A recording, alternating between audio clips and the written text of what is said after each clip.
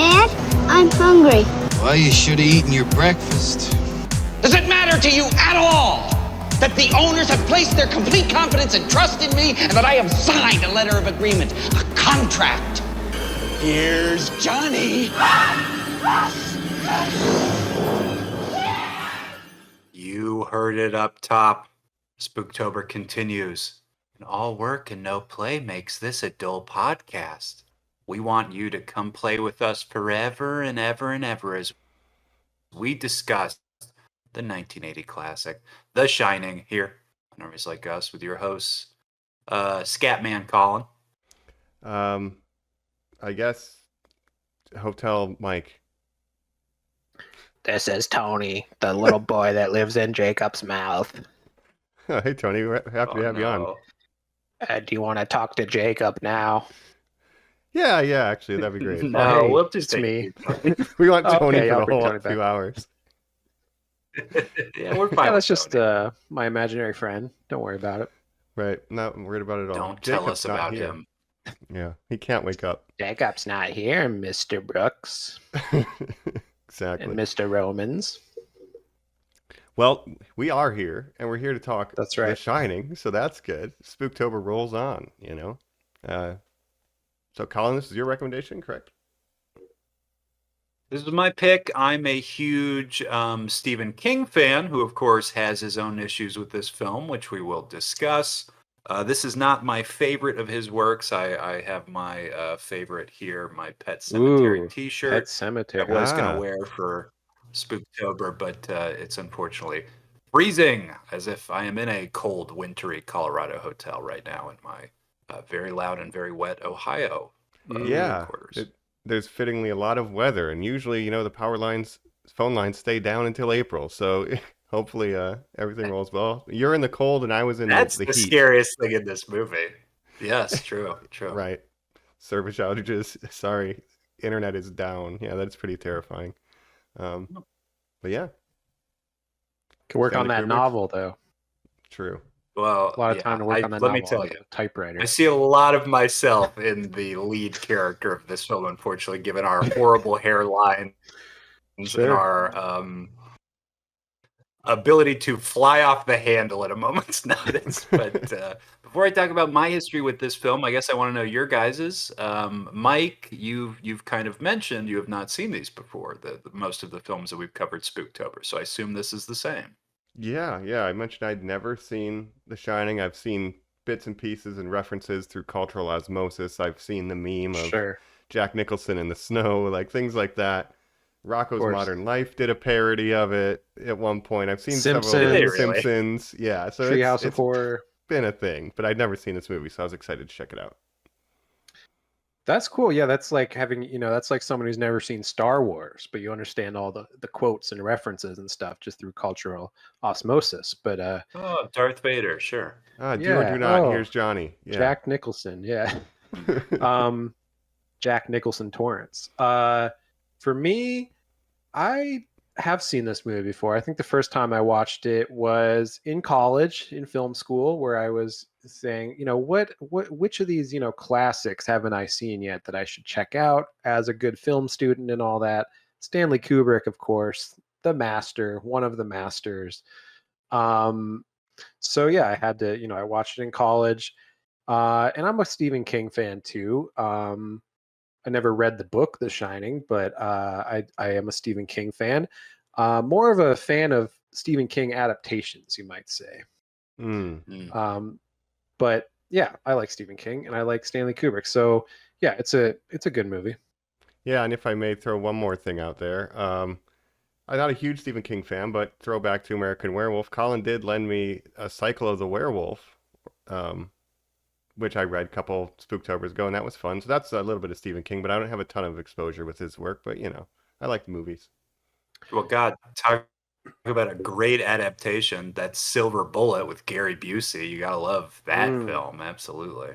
Yeah, that's one for the list. Yeah, Stephen King, I mean, I think we can say he's one of America's great writers and storytellers, especially of the last, century.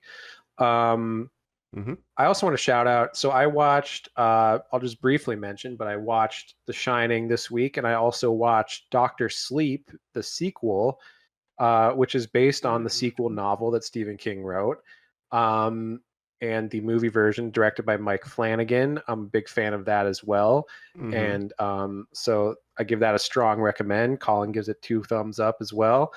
So Mike, I know you haven't seen that, but I think you would love it because it stars your favorite actor. First of all, Ewan McGregor. Yeah, absolutely. Yeah, no Mary Elizabeth Winstead, unfortunately. It's all But right. Rebecca Ferguson. Now, and so- Jacob, We'll take her. you aptly referred to it as the Blade Runner 2049 of sequels. Of I think that's a The really good way to Shining. put it. Yeah. Mm. It's I'm not going to say it's a better movie than The Shining, but I think I might enjoy it more.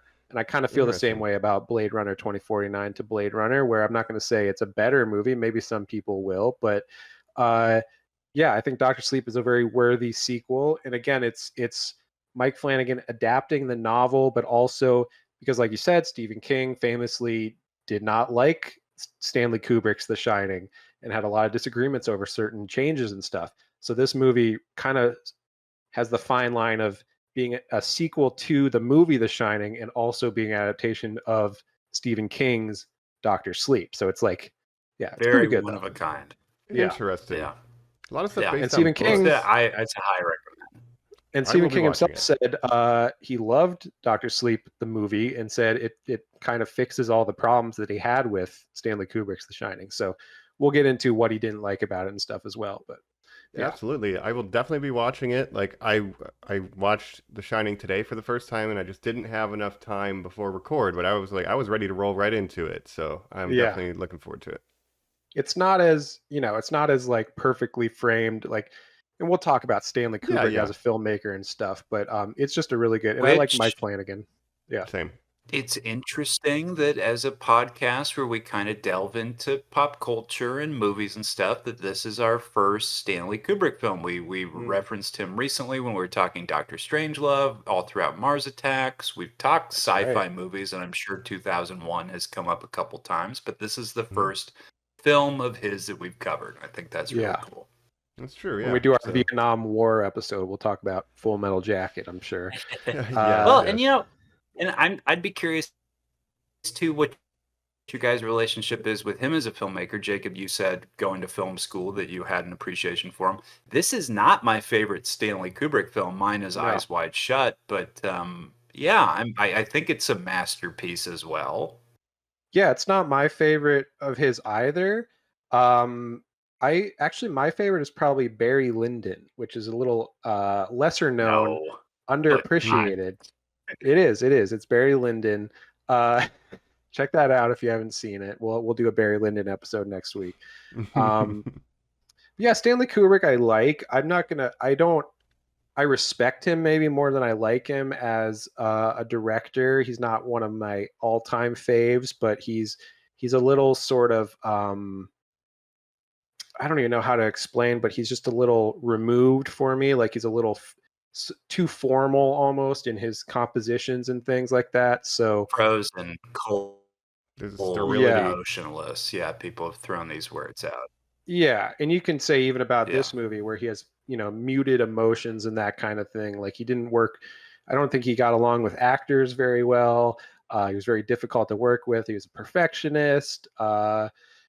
So, and we'll talk about all of that, of course. But Yeah.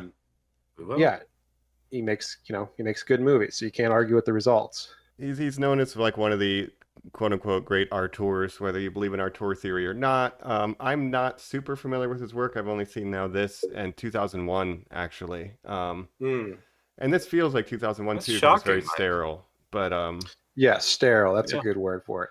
I mean, Yeah. Doctor Strangelove is a good oh, watch. I've seen I think that Strangelove might too. be- I'm sorry. Yeah. that might be his most relatable movie to watch or something because there is comedy. Well, and and things. Jacob, you have that Lolita tattoo. Oh no. yeah. Nabokov, yeah. I've heard Um, it quoted yeah, about right. him that I can't remember who said it, but like if only we could remove actors, he could make the perfect movie. Yeah. And he's famous for doing like, Jesus Christ. 150 takes of like the staircase scene in this. I'm pretty sure they did like some insane number of takes and just drove, Jack Nicholson and Shelley Duvall insane. But yeah, Excited to talk that about was this his process. fascinating Yes, they filmmaker, did. fascinating film, I'd say. Yeah. Yes.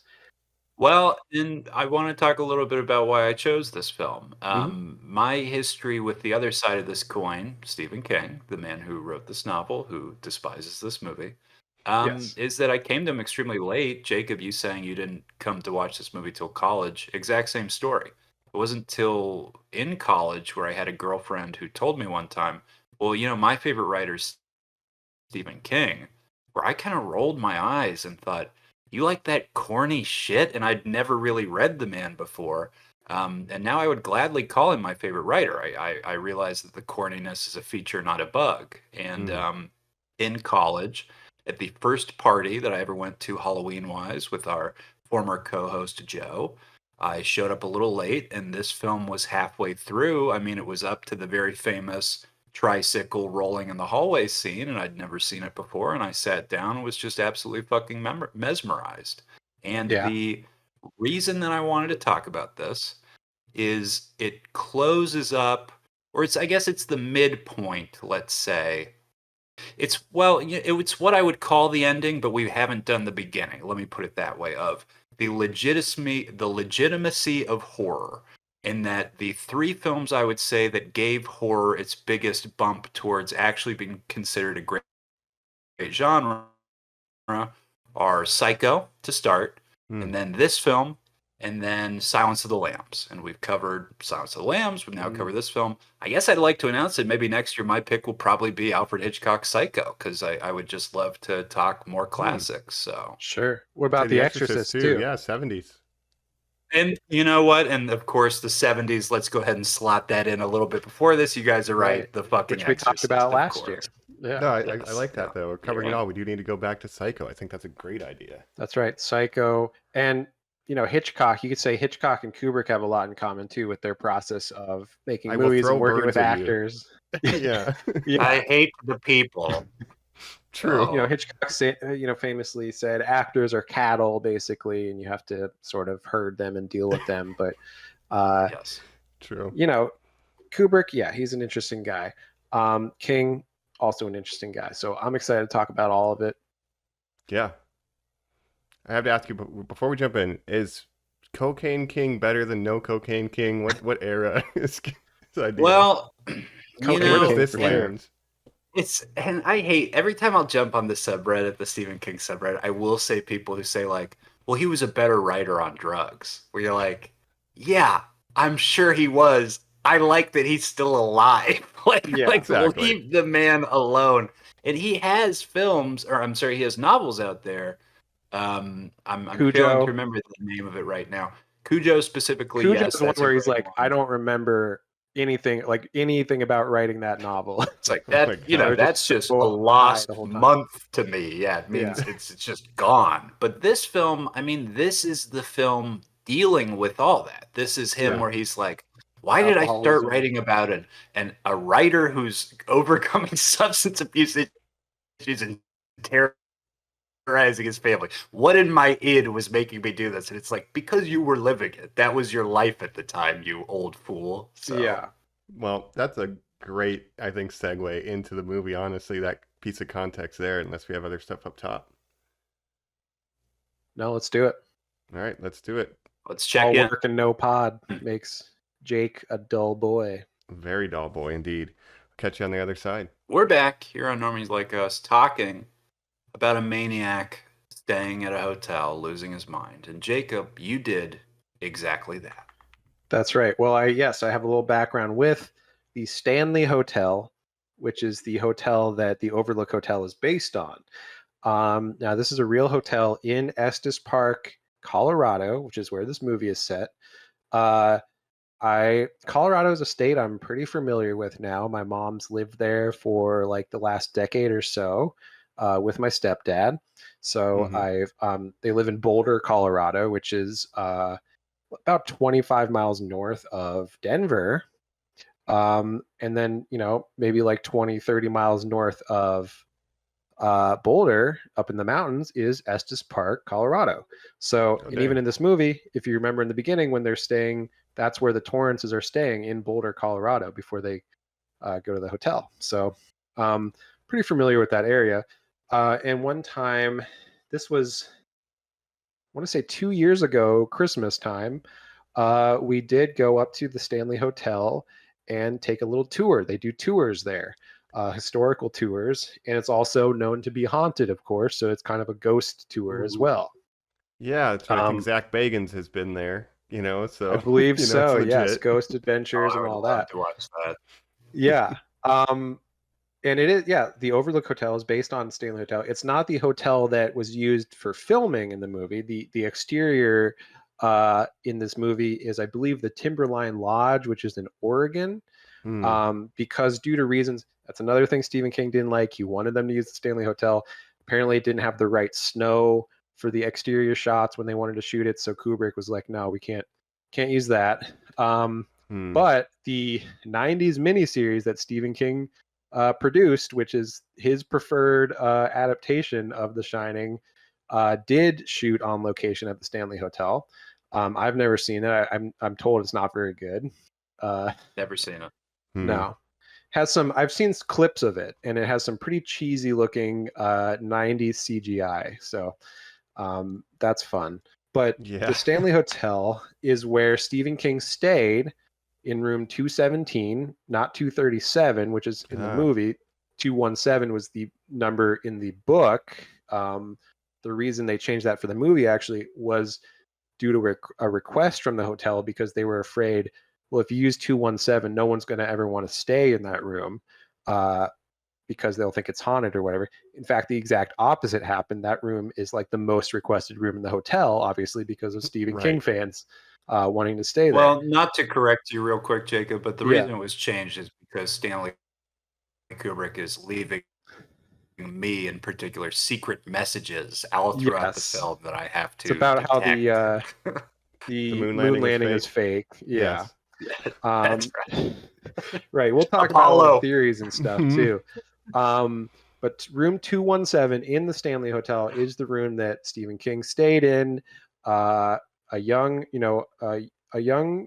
fiction writer having writer's block. He traveled up to the hotel with his wife, stayed there, couldn't sleep that night. So his wife went to bed. Oh, no. He stayed up and roamed the halls, and then went to the bar and was served by a bartender named Lloyd.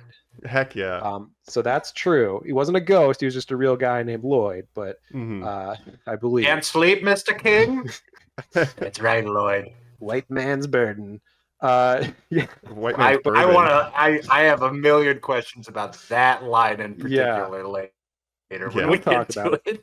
But the Stanley Hotel is a very interesting, historical thing. It was built in 1909 by a guy named F.O. Stanley, who was the inventor of the Stanley Steamers, which were steam-powered cars.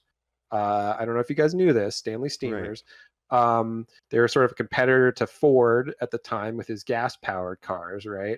I don't know if you've heard of those. Internal combustion versus the steam engine wars. Yeah, but steam was a legitimate thing that he was trying to make a thing. Unfortunately, gas-powered cars just sort of outpaced him at a certain point, and they couldn't, they didn't have the technology. I think the assembly line helped Stanley too. Steamers, went out of business. But so F.O. Stanley was this rich guy who had tuberculosis, and when you're a rich guy in the early 1900s and you have tuberculosis, what do? You go to Colorado, where the air is very clear and it's supposed to be, it's a curative. So he went to Estes Park, Colorado, loved it so much, loved the scenery and the weather and the air and everything up in the mountains. He decided, you know what, I'm going to build a resort there, and that's the Stanley Hotel. Dang. On an Indian burial ground? I don't know. I don't think that part is true with the Stanley Hotel, but there is weird haunted stories. And we went down in the basement, and they're like, there's little haunted children down here and stuff if you look closely and stuff. So I was looking for ghosts. I didn't really see anything, but it is definitely kind of spooky there. Right. Can I ask you a question, Jacob? Was an Yeah. older black head chef sending you mental He messages the entire was, time you were getting this yeah, tour? he was talking to me in my head. He said, "You have the shining, my boy." Um, Right. Your Oh, mom hey, Wendy, little who Jacob. lives in Colorado. yeah, but a lot of You're famous like, people I'm have certain. stayed there. Yeah. A lot of famous people have stayed there. Presidents, Bob Dylan stayed there at one point. Um, Stephen King, obviously.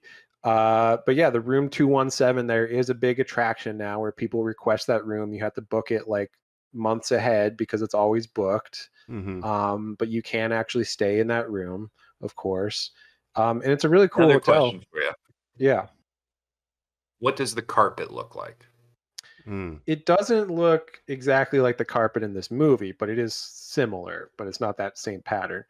Of course, the interiors, so the exteriors in this movie was Timberline Lodge in Oregon. The interiors were all sets built by, the production. So they're all not a real hotel, they're all sets. But obviously the interior is like a huge part of this movie.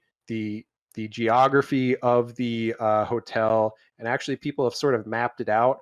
Part of something that Kubrick did where there's like impossible rooms. There's rooms that have windows to the outside that it's not physically possible that they would have windows and things like that. And people have mapped out the area of this hotel and it does not make sense. And that's, I think, on purpose to like increase the disorientation of you watching it and stuff. So Right. And we have like yeah. the hedge maze and these long one takes that are establishing geography that then doesn't make sense. Like I think it seems to be on purpose. Yeah. And by the way, the real Stanley Hotel does have a hedge mage, so that part is true. Oh, wow. Yeah. Amazing. Another movie that shot there was Dumb and Dumber. When they go to Right. Aspen, right? That's the Stanley Hotel. So there you go. Fun Wow. fact. Jim Incredible. Carrey stayed there. Yeah. Awesome. So I know a lot about the Stanley Hotel in Estes Park, Colorado, you might say. I love that. So would you recommend the tour as well? I mean, it sounds like a very cool experience. Yeah, if you like tours of historical buildings with a little bit of a haunted theming to them, it's pretty cool. I mean, it's a cool old building. Like I said, it was built in 1909. It's been a lot of it restored and stuff. Basically, it was owned by someone until like 1981. They had to sell it. Someone else came in and started renovating the shit out of it. So it's all been like very much renovated just in the last like 20 years or so. Right. And they say So they're really trying to preserve it. Yeah. right. And if walls could talk, right, 1907, a building that old is going to have stories. And like that's kind of what this film explores too. Ghosts. So Yeah. Some say Jim Carrey still haunts these hallways. Like, So- whoa! Right. Yep. But it's pretty cool. Yeah. It's pretty cool. Well, I like that the real hotel, like there's a actual historical place that this is based on because like the hotel itself is very much a character in this movie yes. too, and it had the production did a great job of making it feel real to me. Like I bought it. They're like, this is a real Absolutely. functioning hotel. Like this is a real place. They did a great job with the production design. And obviously a famous thing about this movie is the use of Steadicam, right? The Steadicam shots, the long tracking shots of Danny on his tricycle going around the halls and things like that. This is a fun fact too. The Steadicam was invented in 1976. So this is one of the very first movies to use a Steadicam. So it was a brand new technology at the time. So, Nice. if this movie was a couple years older, they would have had to have some other way to do these long tracking shots, which is incredibly hard. Obviously, you have to hide all the lighting and track. everything for these long shots where they're just going around corners and stuff. I mean, incredibly hard to set up, right? Yeah, and I believe I can't remember the name of the guy, but the inventor of the Steadicam was the operator on this movie. And so he was saying, yeah, Kubrick, he said, if I want you to focus on the left nostril, only the left nostril would do. Like he had zero margin for error for these long tracking shots. And there's a lot of them. Right. I thought it was just the tricycle scene, but there's a ton of them following them Yeah. walking through. It's Jack part of the walking look. around the halls. Yeah, I mean, that's where you really get the geography of the hotel, where they're going, you see the kitchen, you see all these different rooms. And it's like, yeah, that would have been insanely hard with like a dolly track, like a traditional dolly. We Yeah. talked last episode of Spooktober. We did Jacob's pick, Invasion of the Body Snatchers, which was as we said, maybe one of the most purposely shot films ever made. Every Yeah. frame in that film is just gorgeous. It's made to look how it's made to look. Now this film puts that film to shame, and that everything Yeah. in this film is so purposeful, and not even just the use of that, the use of fades, to give this sort of like ghostly feeling, the Yeah. contrast that's constantly being used. Danny chasing around in his red jumper with the orange carpet with the bright lights, fading into Jack, constantly with the blues and the Right. ice and the snow. I mean, it's A heaven lot and of hell. fades, It's a lot of horrifying. like slow push-ins and stuff. And I think in contrast to Invasion of the Body Snatchers, where that was all very off kilter, Dutch angles and stuff to give Mm-hmm. you a sense of disorientation, this is all framed very squarely, right? A lot of symmetry used, a lot of these wide shots where Yeah. you see the whole room and stuff, and a lot of mirror, thematically, a lot of mirror images and stuff. Like we see Jack in the mirror, of course the red run, we see that in the mirror, it spells murder and that kind of Jacob, thing. after he investigates the room, the famous room that Danny says he got attacked in, that, and we'll talk all about the actors. I want to hear everybody's thoughts, first impressions, all this stuff. But when Shelley Duvall comes to him and says, like, you have to check this room, and he comes and he has this horrifying experience with this tub woman, comes back possessed, essentially. She opens the door in a way that you see him in the mirror first as he enters the room. First time I Yes. ever caught that. It is the mirror imagery in this is phenomenal, Doug. So great Yes. pointing that out for Yeah. sure. And the whole use of mirrors and of like twins, of course, the twin girl ghosts just permeates throughout the whole thing, and like mirroring Danny with Jack when they do these fade-ins and stuff. Yep. So there's a lot of symbolism in this movie, of course. I mean, Mirroring the dialogue, the forever and ever and ever being repeated by the twins after Jack makes the promise to Danny. I'd love to live here with you forever and ever and ever. right. And a movie that's Absolutely. based on the writer of the book, at least his experience reflecting, like it's a whole part of the plot and the text and the framing. That's why it's complementary, because it's like it's reflecting itself. The frame itself has to match left and right. Like it's really well done. I want to ask you guys this too, just quickly. Before I ever saw The Shining, I actually saw there's a music video for 30 Seconds to Mars, Jared Leto's band, my favorite actor, Jared Blade Runner Leto, of course. 2049. Yes. That I wonder, especially Mike, because I know you like a lot of Right. music like this, especially in the 2000s.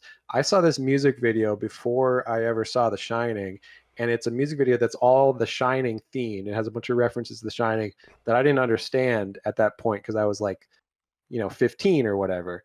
But that always stuck in my mind. I wonder if you ever saw this music video, Yes. or if you know what I'm talking about. Yeah. Yeah, I had to look up the name of the song, but it's The Kill. Yeah.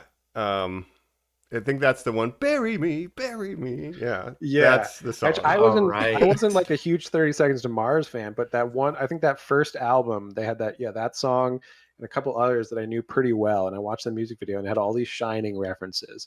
Right. I liked Jared Leto more when I was 13 than I do now, to be honest. But He liked you more when you were 13. So yeah, we didn't know about him as much then. I just thought he was like, No. oh, that guy's in like Requiem for a Dream and stuff. Fight Club. Fight Club, yeah. He's a musician too. So, but anyway, so there's this random music video that I always think of when I watch The Shining. I recall it. I did not see that before this, Jacob, but I to again mirror what you said previously about Mike catching a bunch of references and knowing all this stuff before. The Simpsons was my first way into this. I saw Yes, that The episode Shining. a million years ago. Yeah. Is that what it's called? Treehouse of Horror. Yeah, 'cause they make a joke Awesome. because Bart's like, isn't it called The Shining? And then what's the Scottish caretaker? What's his name? I forget. Oh, Willie. Willie, where he plays the Scatman right. Crothers character. Scatman. Basically, he's like, shh, we don't have the trademark to say that or whatever. So it's a joke in the episode. Right. but- The best, can I just say real quick, the best line in that entire episode is Marge discovers no beer make Homer go crazy, which is what he's typed over and over and over. And she says, no beer make Homer go crazy? And Homer says, don't mind if I do. Yeah. I also like when she comes into the room at first, she looks at the typewriter, it just says feeling fine. She's like, oh phew. And then she turns around and says that on the wall. That's right. Oh my That's right. God. Feeling That's so fine. great. Oh my God. That's Yeah. so good. That's a classic That's really funny. Treehouse of Horror. Oh man. One of the But best. other than that, I did yeah. also see Ready Player One. They did that Shining sequence, so I had seen kind of that course. redone too. But I don't love that movie at all. No. Well, so Mike, you saw those things, but let's get a first reaction here. You saw this film. What are we thinking? Because we obviously very recently, like we said, kind of talked a little Stanley Kubrick, but more importantly, we recently talked about this guy, the Joker. So to say that you hadn't seen what's maybe his most iconic role, how are you feeling now having seen it? Yeah, honestly, I have to say, right out the gates, you guys bodied me in movie picks for Spooktober. Like, Body Snatchers and The Shining are bona fide masterpieces, whereas American Werewolf's just a fun little time with great effects. I would No, say it's pretty great. good though. I I mean, don't know it's if a it's- classic yeah, horror It's movie. not on this level, I think, but I love it to death. But Yeah. I love The Shining. It's great. Jack Nicholson. I see where the Joker has come from. I saw him in One Flew Over Cuckoo's Nest. Yeah. Obviously not as big as this movie, but like I've seen some of his Right. earlier work. But I Five think Easy he's- Pieces. Right. Maybe good. lesser known, but yeah, we've seen 3 Jack Nicholson movies recently because we saw, of course, Mars Attacks as well. All right. Jack to Jack to Jack. Yeah. Jack to Jack to Jack, yeah. And yeah, this is one of his most famous roles, if not his most famous. But I should mention, so we'll talk about Stephen King and everything, but one of the things that he really didn't like that Kubrick did was cast Jack Nicholson because, and he has a good point about this, I think. He wanted a more everyman type of actor because you see the transition more to going crazy by the end of it. Whereas if you cast Jack Nicholson, you're kind of expecting him to go crazy because he's Jack Nicholson, right? He's already kind of unhinged. Right. Yeah. I had always agreed with that. And in fact, my original Letterboxd review of this film, which I've not gone around to write a new one post this viewing, but I'd watched this film a couple years ago and put a letterbox that was just, you don't believe for a second that this guy likes his family. Like, Right. he seems Even in the beginning, insane he's from already- frame one. Yeah. I disagree with that now, having rewatched it this time, because the scene where he wakes up and has the nightmare and is crying to Shelley Duvall about how upset he is that he killed them, I think that's maybe the best scene in this entire movie. And I think that scene alone refutes Stephen King. I have an That's- opinion yeah. on this, if I may. Yeah, let's hear it. I feel Please. like the point of this movie on my first viewing ever, right, and not reading the book, is he's always been the caretaker, so to speak. He doesn't like his family. He doesn't become a bad guy. He's always been a bad guy. The hotel gives him the Right. opportunity to act. Well, But there's a lot of that's the- interpretations. But that's why Yeah. I like that he doesn't like his family, because he was never But that's the a good guy. that's 100% the core of the disagreement between King and Kubrick, where King, his Jack Torrance in the book is just a normal everyman guy that, because of the hotel is an external force upon him, whereas in the movie, yes, he's always been that guy underneath, and the hotel just brings it out. So it's a That does difference of make motivation. Very Yeah. different stories then, absolutely. Right. Yeah. Because in Jack Torrance in the book is Stephen King. So Stephen King doesn't see himself as Jack Nicholson in this movie. I think that's I'm why not he hates it evil. the most. That's Yeah. the split. It's like, Okay. Meanwhile, Right. everyone in his family is like, Steven, get off the drugs. You are Yeah. evil. You are crazy. Yes. And Interesting. Stephen King wanted a more everyman, like Martin Sheen was one of his choices, or John Voight, which John Voight's kind of crazy now. So it's kind of a weird pick because I don't see him as an everyman, but Martin Sheen might have been interesting. Interesting. But yeah, I think Jack Nicholson is perfect for this role. It's a matter of opinion of how you feel. But obviously, I think King has acknowledged that it's a good movie, but it's not a good adaptation of his novel, in his opinion. And he Right. obviously has a very biased personal opinion of his own novel, so that's understandable. I think he is someone who likes when the title says Stephen King's blank. And I Yeah. think it bugs him that this film is called Stanley Kubrick's The Shining. It should be called Stanley Kubrick's Stephen King's The Shining. There we go. I think like the decision that Kubrick made, though, like it supports a lot of the other themes of the movie that seems to be like, oh, this hotel's on a Native American burial ground, but we just kind of wash Yeah. our hands. It's like people upholding the status quo of general suffering, and there's like several layers of that idea. Absolutely. Yeah. It's got two issues, I would say, that are kind of prevalent, recurring motifs of Stephen King stuff. To go back to my Pet Cemetery shirt, which of course is a cemetery built on an Indian burial ground. Okay, stop using that term. You don't need to keep using that. Right. And his glorification, or I guess I'll just say simplification, of differently abled people, or maybe mentally challenged people, or emotionally challenged people, as being supernaturally special. Now, you could obviously say that the son in this is maybe autistic coded, right? Or maybe X-Men that's what it's coded. going for. Sure. Right. But and Charles obviously Xavier. the worst of this. Have you guys ever seen Dreamcatcher, where it's literally a guy with mental retardation who is an alien from outer space and has No. supernatural powers? And I mean, it's horrifyingly. I've seen things of basic. like, autistic people being this like next evolution in humanity has been like Yeah. in this really bad Predator movie, right? Right. Right. Yeah. The Jeez, Predator, I think, or something, where Yeah. this autistic kid is essentially the Predators see him as the next step of evolution in humanity. So he's like the alpha human because he's autistic. It's very Right. And silly. But are you guys aware of, obviously, his largest ongoing series, The Dark Tower? I don't know if you guys have ever read those books. Is literally a character has the shine still, although it's always used as different terms and these different multiversal generational things, which those books really tie the quote unquote Kingiverse together.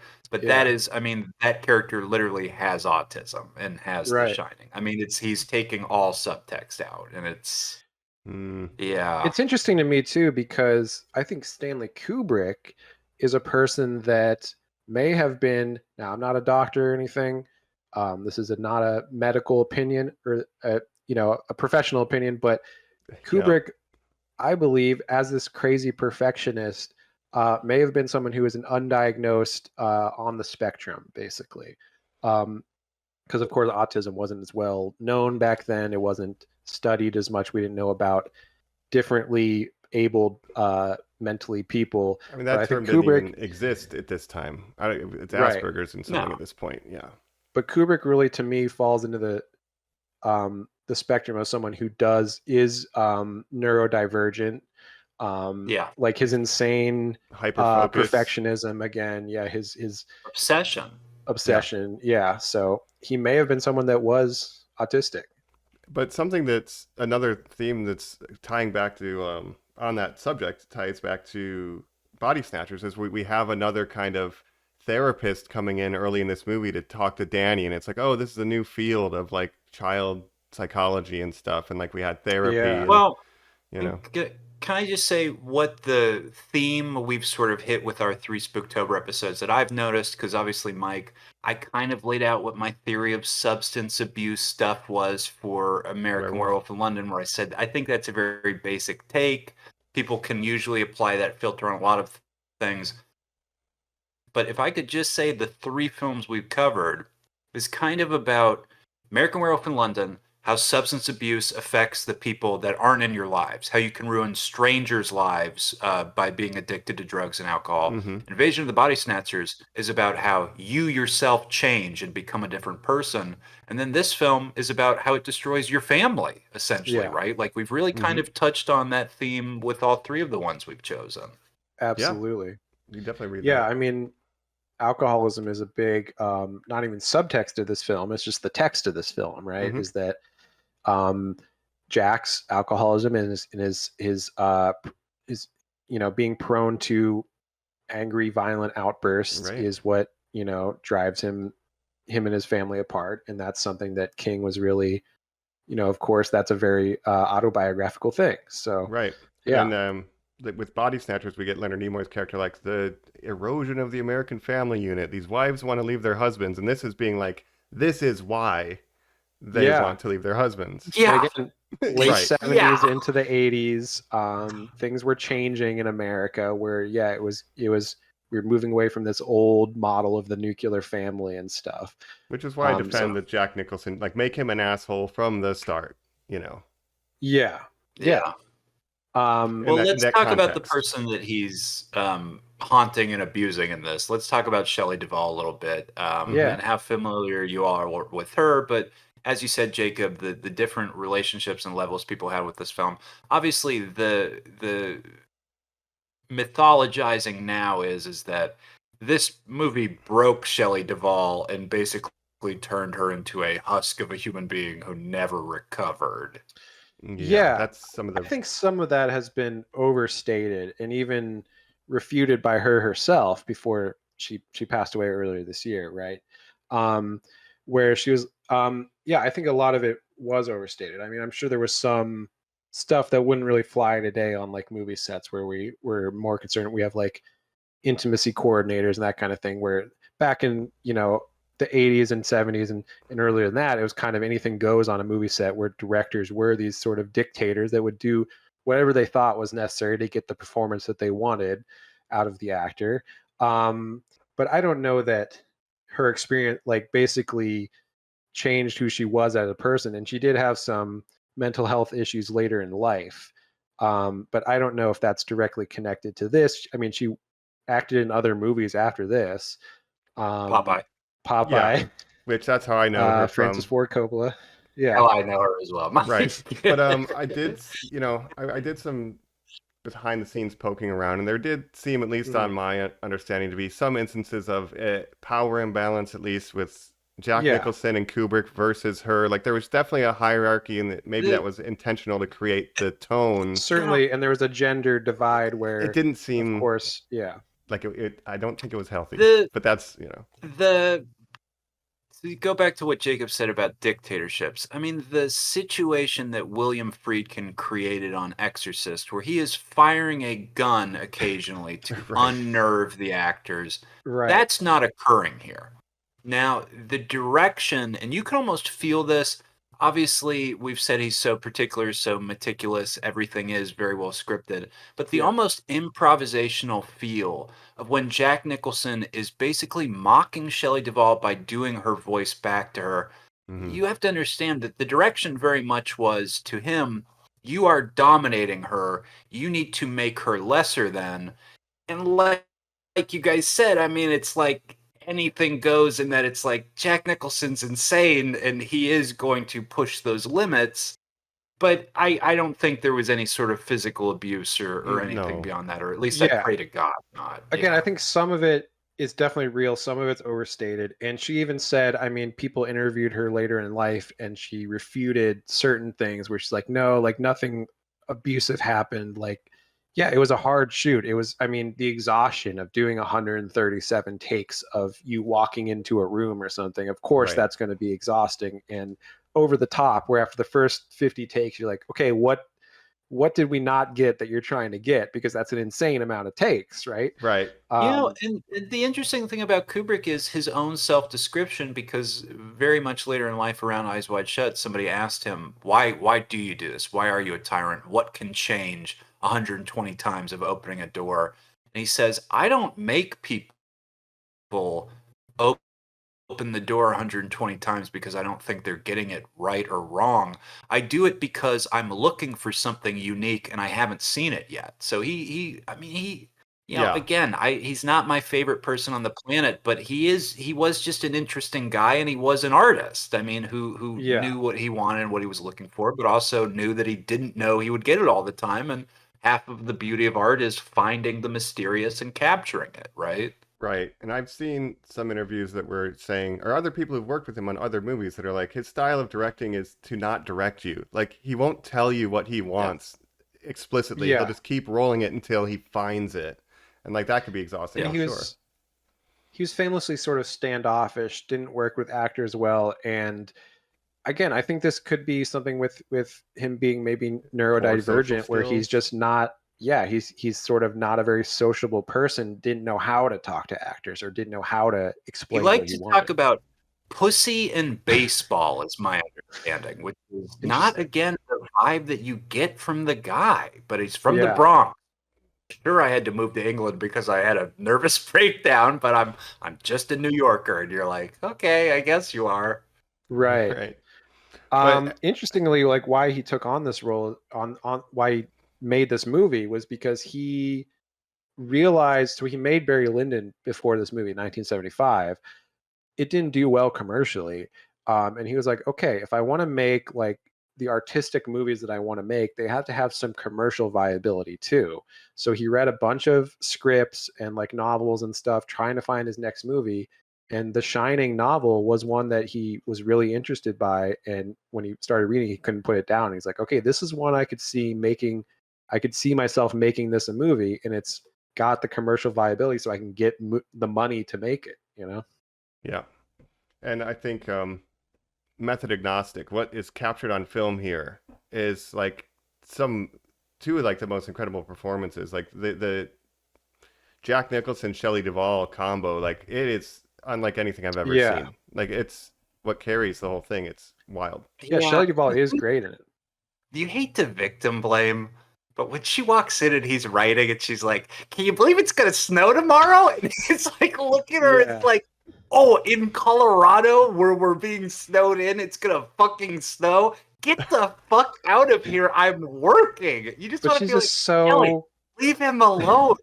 she's just so Could've reacted naive and better, so but yeah, innocent. like read And the it's just room. like, I just feel bad for her when her husband yells at her, and I'm just like, you When don't have he to like keeps yell saying- at her. I out loud, Jacob, that's so funny that you say that. When he Yeah. out loud when he starts saying fuck to her, like, would you, yeah, shut the fuck up when I'm fucking working and saying that, Yeah. I out loud said, do not talk to her that way. It made Yeah. me so uncomfortable. Yeah. Right. And it's like, again, it's a different era where the man of the family could just do whatever he wanted and treat his wife however he wanted. And that was sort of culturally okay in society.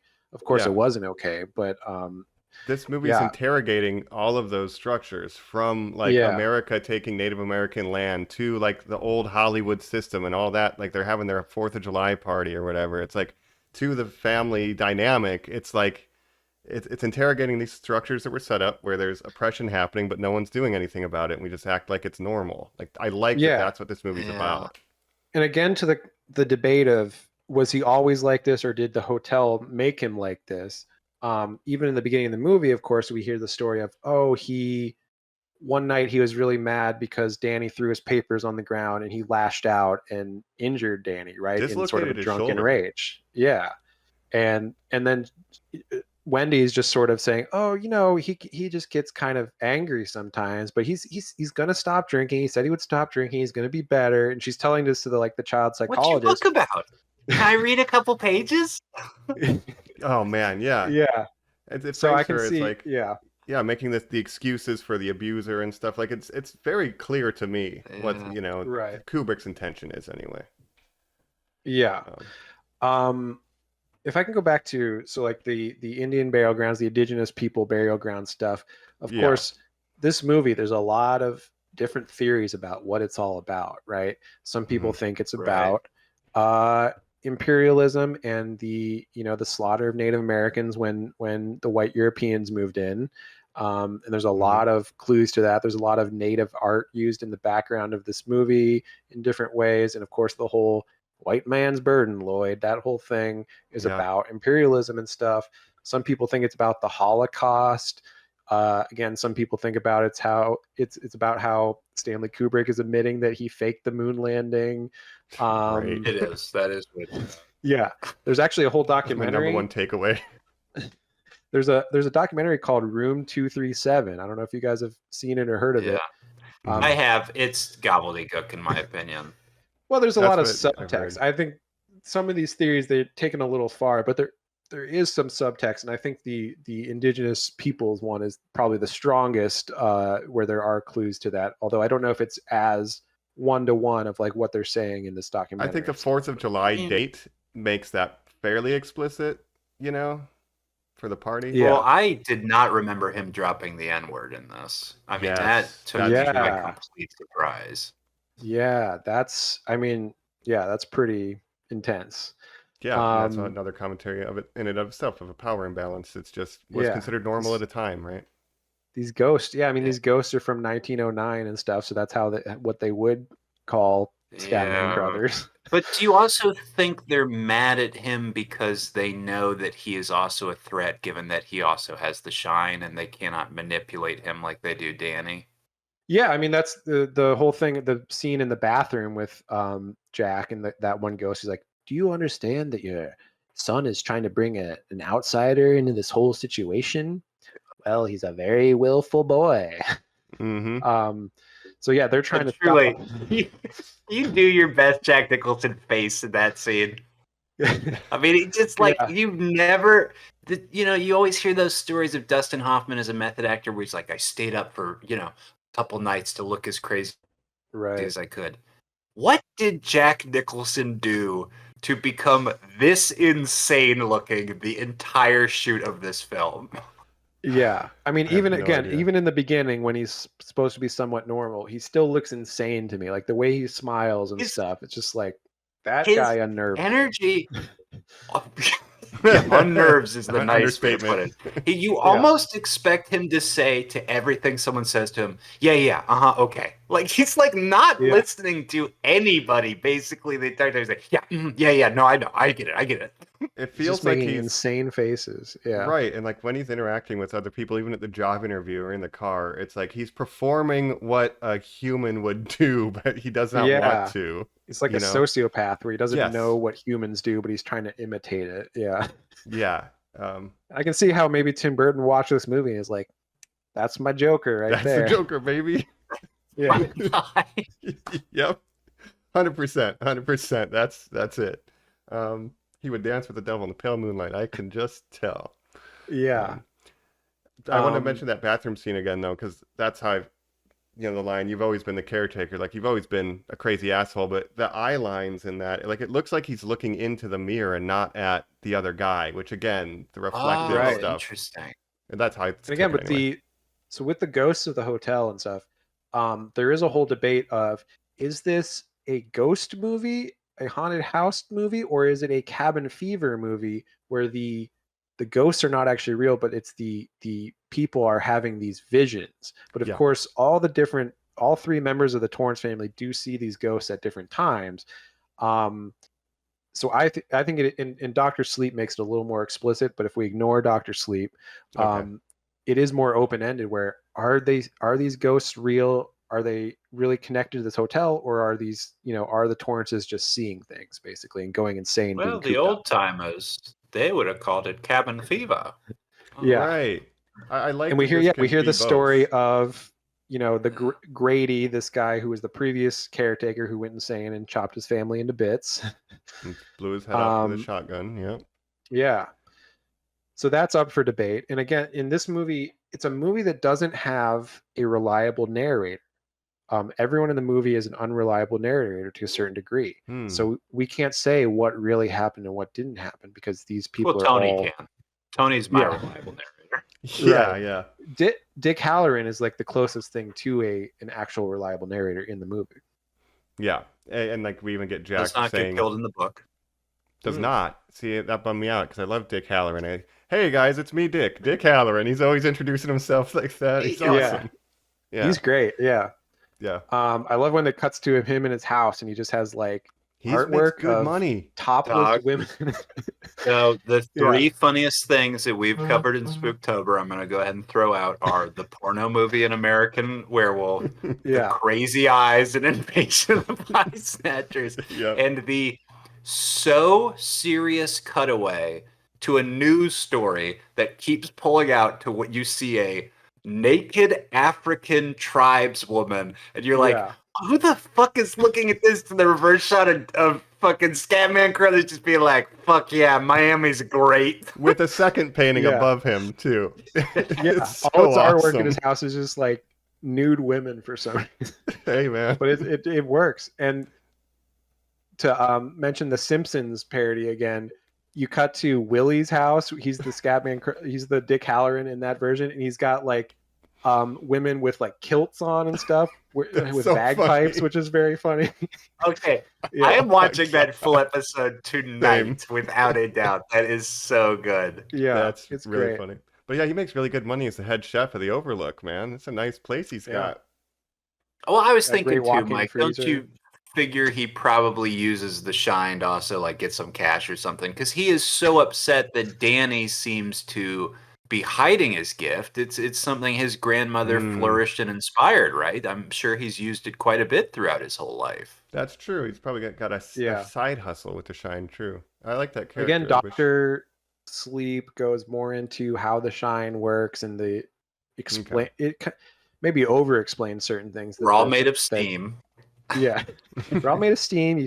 Basically the Dr. Sleep is about a evil cult of energy vampires, I guess I would call them, that Colin find Robinson. children that have the their energy. They suck the energy out of you. They find children that have the shine and suck their shine out and kill them. I see. And that's what they subsist on. Dementors. So yeah, Good and for then Scabman for making his whole life without getting fucking vampired. He had to Right. get fucking ghosted, but They don't like the weather in Miami. Yeah. exactly.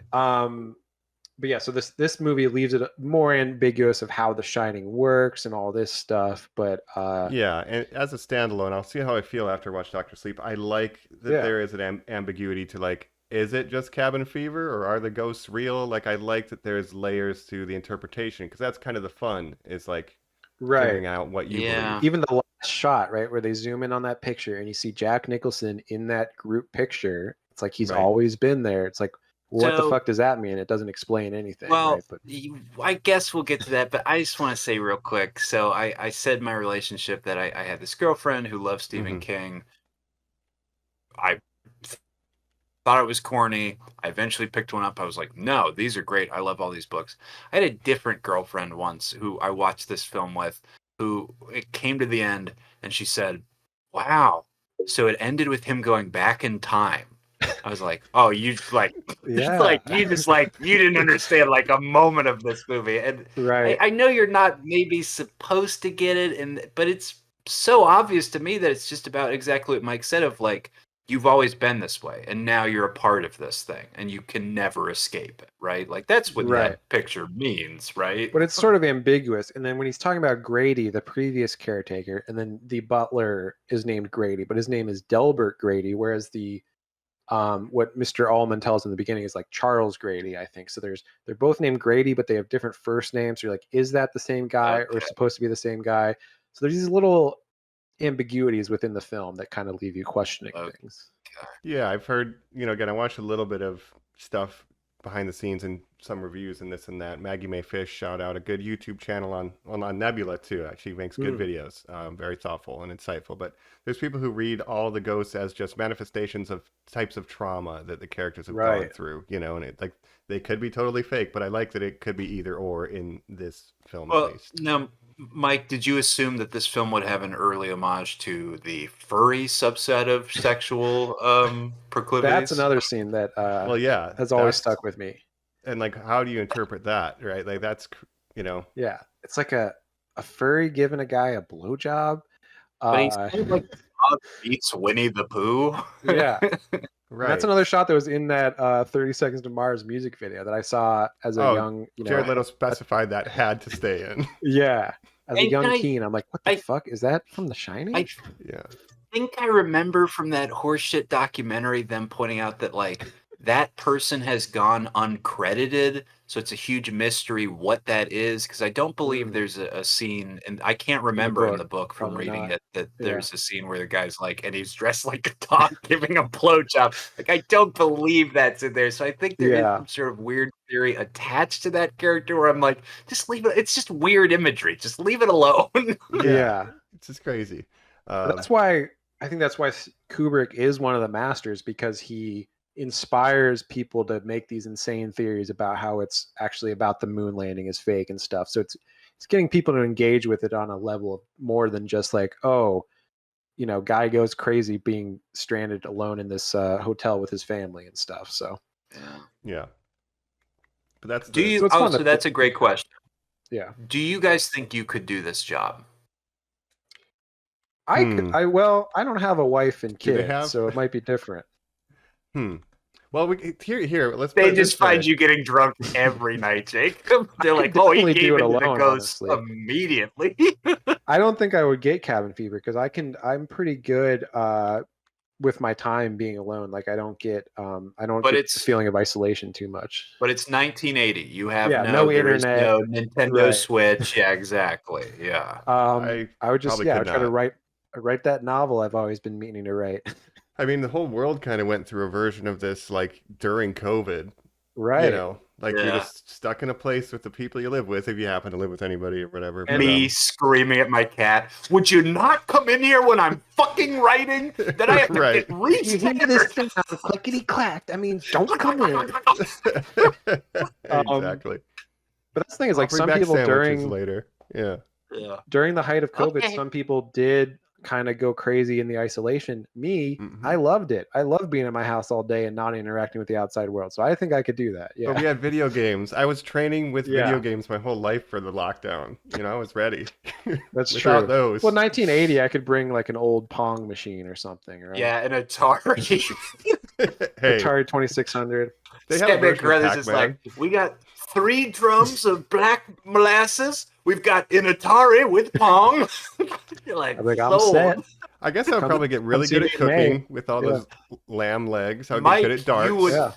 You would fucking, when they talk about they've got like 3 cows, 10 turkeys, I'm like, Mike would fucking thrive I would here. figure That would this be out. great. Yeah. Tons of dried goods in the Yeah. cabinet and Corn everything. Pops, Rice Krispies. He lists off each individual cereal where I'm like, you don't have to say each. I just say that you have cereal. Yeah. Yep, Kellogg demanded. But I don't like when they're like, they say, "Oh, of course, we're packing up the bar. All the liquor will be gone because we take it with us when we pack up." And they're like, and Jack's like, "Oh, we don't drink, of course, so the bar is empty." So that might be a Right. problem. I might be like, leave a couple of those bottles. I maybe. can bring my own up, right? So they Yeah. don't want to do the insurance, Yeah. you know. Yeah. Right. That is true, Jake. I didn't think about that. The one that stood out to me is when the guy says, "Do you want coffee?" He's like, "Well, if you're having some," which is like clearly he's like trying to sober up for this meeting. It feels like to me, Almost. right? 'Cause he Right. looks. I would Yeah. bet he had a couple drinks in the car. Yeah, because Well, it seems like in the beginning he said he's going to give up drinking and he just tried to not drink to try to be a better father, right? Yeah. But did that But- incident happen a couple of years ago? I thought they said, because he says it's 3 In fucking the- years ago, but then he says he's only been sober for 5 months, so he's been like lying Yeah, I about thought it was that like 6 too. months ago or something. From what I recall in the book, because in my mind I was like, "Oh, that's a big change." He never gives that speech, and then when it happened, I was like, "Oh, it is in this." This But is I'm Lloyd. pretty sure Danny has a broken arm and a cast the entire time because he Wow. finally admits at the end, "Yeah, yes, I did that," and he like has this whole same breakdown. But I think it's much more recent. Yeah. Right, yeah. I think Shelley Duvall I said don't he quit, but he says to Lloyd, like, yeah, it was 3 fucking years ago and she won't let me ever forget it. But then Yeah. he says he's only been sober for 5 months, so he's been like cheating on the sober thing too. Like, Right. Yeah, that's true. maybe he wasn't at all until they got to the cabin, right? Yeah. So, Yeah. and he knew about the murders and didn't tell Shelley Duvall. He's like, oh, my wife loves Halloween. It's like, he didn't even tell her about that shit Yeah. either. So, Right. No. that guy vibe. Yeah. I know He's we're not a kind good of, guy. This No. Jack Torrance. no. I don't trust named him. after No. a great city in Los Angeles. You know? Right. Yes. I Yeah. guess. Of course. Of course. Torrance. Well, let's keep moving then a little towards him losing his mind. Let's talk about the Mhm. bar scene, right? Because we've kind of Yeah. danced around it a little bit. Lloyd, good to see you. It's insane. I mean, I know so many people who have started out saying bits and doing little things like that, but he just has a mental snap. He just fully embraces his false reality and it consumes him, right? I mean, again, Mhm. that is the alcohol. Yeah. Yeah, it's like him succumbing to the addiction, right? And relapsing, basically. But then it's like, how does he if there's not actually booze on the premises? Like, that's right, because when Shelley Duvall walks in, the cabinets are empty again. So it's like, Right. what is It's real ghost and what is liquor. not question. But he wishes to Yeah. relapse. He wants nothing more than some I've bourbon. got Yeah. 2 10s and a 20 that I didn't think would leave my wallet till March. Your Yep. money's no good here, Mr. Torrance. Give my soul for a glass guy- of beer. Yeah, That guy, yeah, Jacob, Joe Turkel. We should talk about him. only movie I've ever seen him again is Blade Runner. To Yeah. speak of 2049, I've never seen that actor otherwise. Yeah, he plays the with like the CEO of Wayland Yutani or The whatever. robot. Wayland. They're not Yeah, acquired by Wayland. Utani yet. Yeah, Right, Yeah. right. right. Yeah. The company goes under after he gets murdered by androids, Right. and then Utani acquires them. Right. Anyway, Daryl Hannah. Again, not to keep bringing up Doctor Sleep because this is a podcast about The Shining, but Doctor Sleep really goes into the whole addiction and alcoholism thing a lot more too, where you see adult Danny Torrance, Ewan McGregor, who's struggling with the same things that his father struggled with, where he is an alcoholic to begin the movie. It's really interesting where it's like, yeah, he's following in his father's footsteps. He had this really traumatic event when he was 5 years old, right? And he's still trying to get past it. So interesting. We And never again, want to highly see recommend him that again. movie. Yeah. in the book, I think Colin, let me know if this is right. Like Jack Torrance's dad was like a shithead to him too. So it's like, Oh yeah. Yeah. obviously, cycle of abuse. We I say think it all that's the a time. very autobiographical thing for Stephen King, where his dad was like a drunken, violent guy, and so that's kind of the environment he was raised in, and then it's the cycle repeating, right? Right. Stephen King barely ever saw his dad, and when he did, he was drunk out of his mind. And he says the best thing he ever did for him was leave behind a trunk of H.P. Lovecraft books that he found, and it inspired him to enjoy a genre, right? So Okay. Yeah. Wow. So yeah, and this film is exploring that. So I like that Dr. Sleep continues the theme because this is a family that's dealing with generational trauma because of Jack Torrance's dad and so on, and then also like a nation that's dealing with generations of trauma inflicted upon it. Like it has layers, and I like that. Absolutely. You're into this movie, dude. I love this. I am. This is Again, great. yeah, the imperialism of colonials when they moved in and basically slaughtered all the people that were living on this land. Yeah, now we gotta fucking So what is take it over, white man's burden. Like that's what that Yeah. shit is. So, Thank you. Exactly. Truly, what does that mean, Mike? Why is alcohol white man's burden? Why does he say that?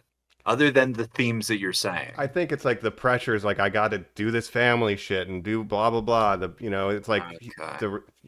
I think that's what that's alluding to. Again, he's sort of half in this persona of like the caretaker in the 1910s, where he's like, there's this big party going on and stuff. So maybe that's part of it. I don't know exactly what Kubrick I've meant not by heard that. that And I don't know if term that's in the outside of book this either. movie, so I don't know if it's like I don't know. I think that is like an imperialist line thing just from hit the. me this time. right. Yeah. Sure.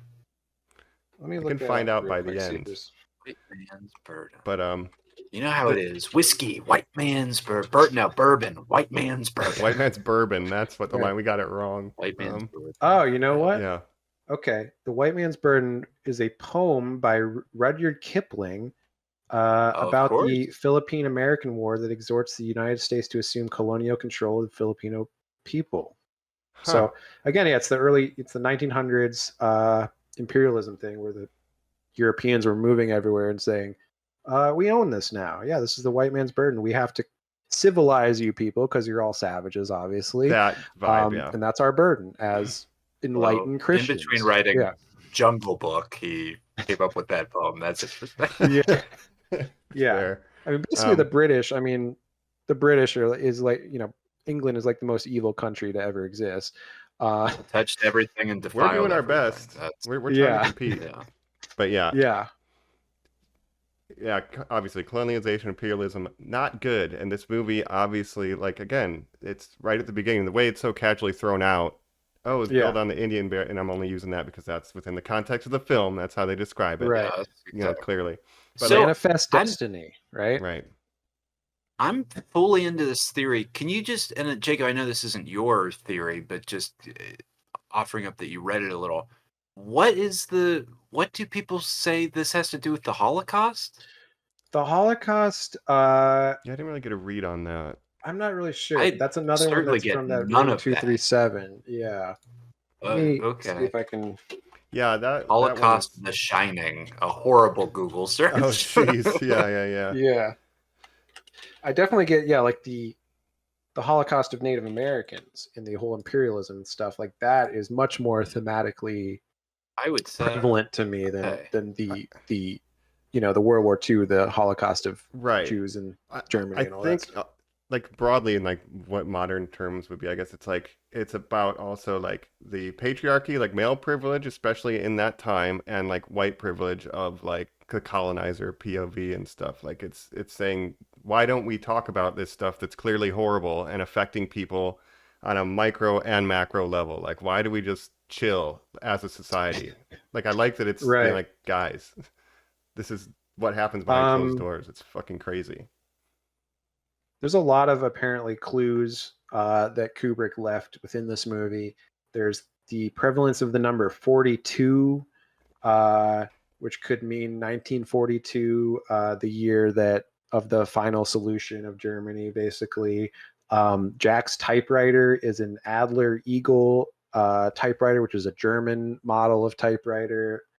So stuff like that. I Again, don't. This, Well, Yeah. 42 is Hitchhiker's insanity. Guide, which goes back to moon landing. right. So. The answer to oh, I was going to say Jackie Robinson is the first black baseball Yeah. player. yeah, of the Dodgers, 42 right? could Isn't mean he a number million 42? different things. Exactly. So people some of will these read whatever they want. But in into the it, text of the film, I definitely think we're hitting on the imperialism and all that stuff. yeah. Yeah. And the use of Native American art throughout this movie on the walls of the hotel and things like that is definitely something that I think was purposeful by And he's Kubrick. just throwing a tennis Would ball you against guys? Yeah, Well, right, yes. right. Would you guys, as children of the '90s, go to places that had drugstore Indians? The big, and I don't even think I'm allowed to say that term anymore, but the sort of racist figurine. Yes, I've Yes. definitely seen those. Yeah. I mean, yeah, we all grew up in Ohio. Midwest So, Ohio. yeah. Not the most progressive in the 90s, or even maybe now. No. No, They're but I going mean, had a with- baseball you would team called see the shit Cleveland like Indians that for a all long the time. time. Yes, That's yes, it true. was. Chief Cleveland Wahoo. Guardians. Yeah. Chief Wahoo in this movie. Chief Wahoo, the most racist logo for a sports team, only to be, Changed in, 2022? yeah, only to be, again, there's also the Washington Commanders now, I'll call them, but Right. that was pretty bad too. But, Thank you. I was hoping you would call them that. Yes. The Washington football team. But all this Yeah. to say, right, like we're still dealing with some, I guess, echoes of that kind of stuff even Yeah. today, right? And so I just like Absolutely. this film is like Oh, saying, yeah. hey, think about it. 'cause And- we don't even think about it now. yeah, like 200 years later, but you have to reckon with the idea that America was a country built on blood. Mhm. And the blood of indigenous people, the blood of slaves. So yeah, And it's there's a country complacency with a in that. troubled history, and that's definitely tied into this movie, I think. Yeah, it's like kind And of families are built on trauma. trauma Yeah, is The idea of the ignored. nuclear family from the 1950s is kind of like America in the early days, where it's an outdated concept. And the We're- issues we're aren't being tearing dealt it apart. with. They're Yeah. being ignored, right? Or covered up or whatever. Yeah. So I guess that's my take on that. Yeah. I know. I like I, that. there's just a lot going on here. Again, people can maybe go, "Oh, it's the moon landing because there's one sweater with a rocket ship on it." It's Right. like, okay, maybe we're reaching. Follow. So the moon Right. landing thing is, there is this conspiracy theory that, of course, the moon landing was fake, and who better to get to film your fake moon landing footage than Stanley Kubrick, who can put all these 2001. clues within it to make weirdos notice that it's fake for some reason. Yeah, he doesn't Yeah. have a famous attention to detail.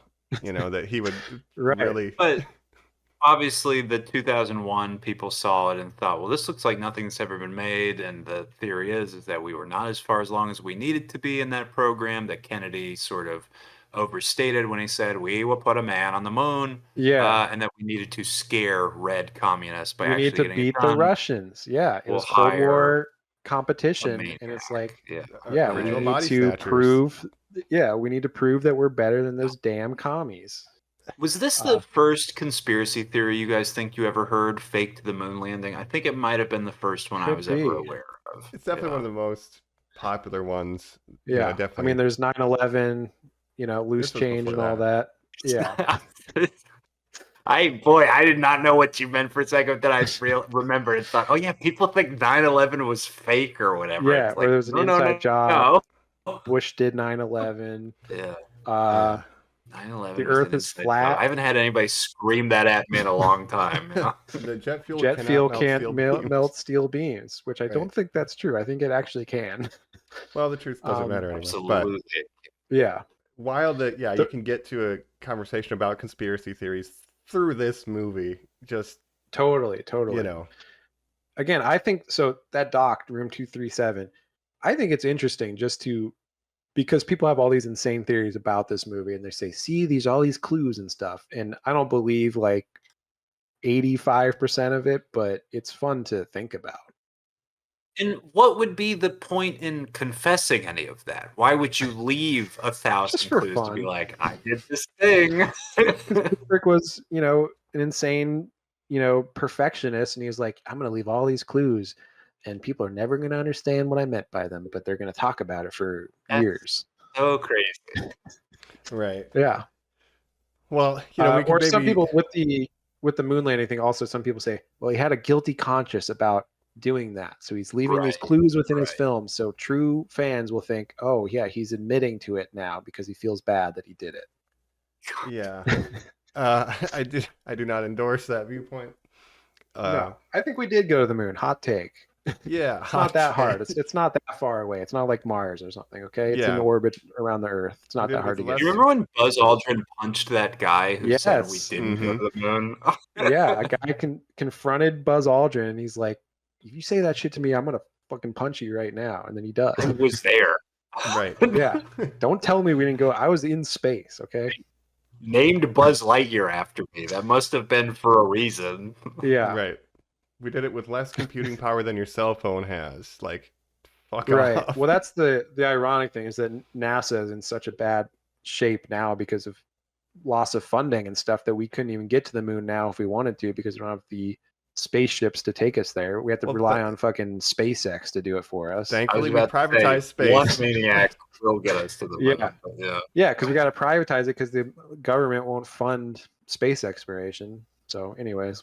Anyways, conspiracy theories aside, getting back to Jack Nicholson going crazy, we just get a slow escalation. One of the things I really like about this film is its construction, where it's like 1 month later, and then we get into weeks, and then we get into specific days, and then we get into Yeah. specific hours. This compression. Tuesday. Yeah. 8 Tuesday, a.m. when he's having the nightmare, when he's when things are just getting so fucking bad that you're just like, oh, day by day it's getting this bad. Like, you guys have months still to do this. You are Yeah. not going to make it.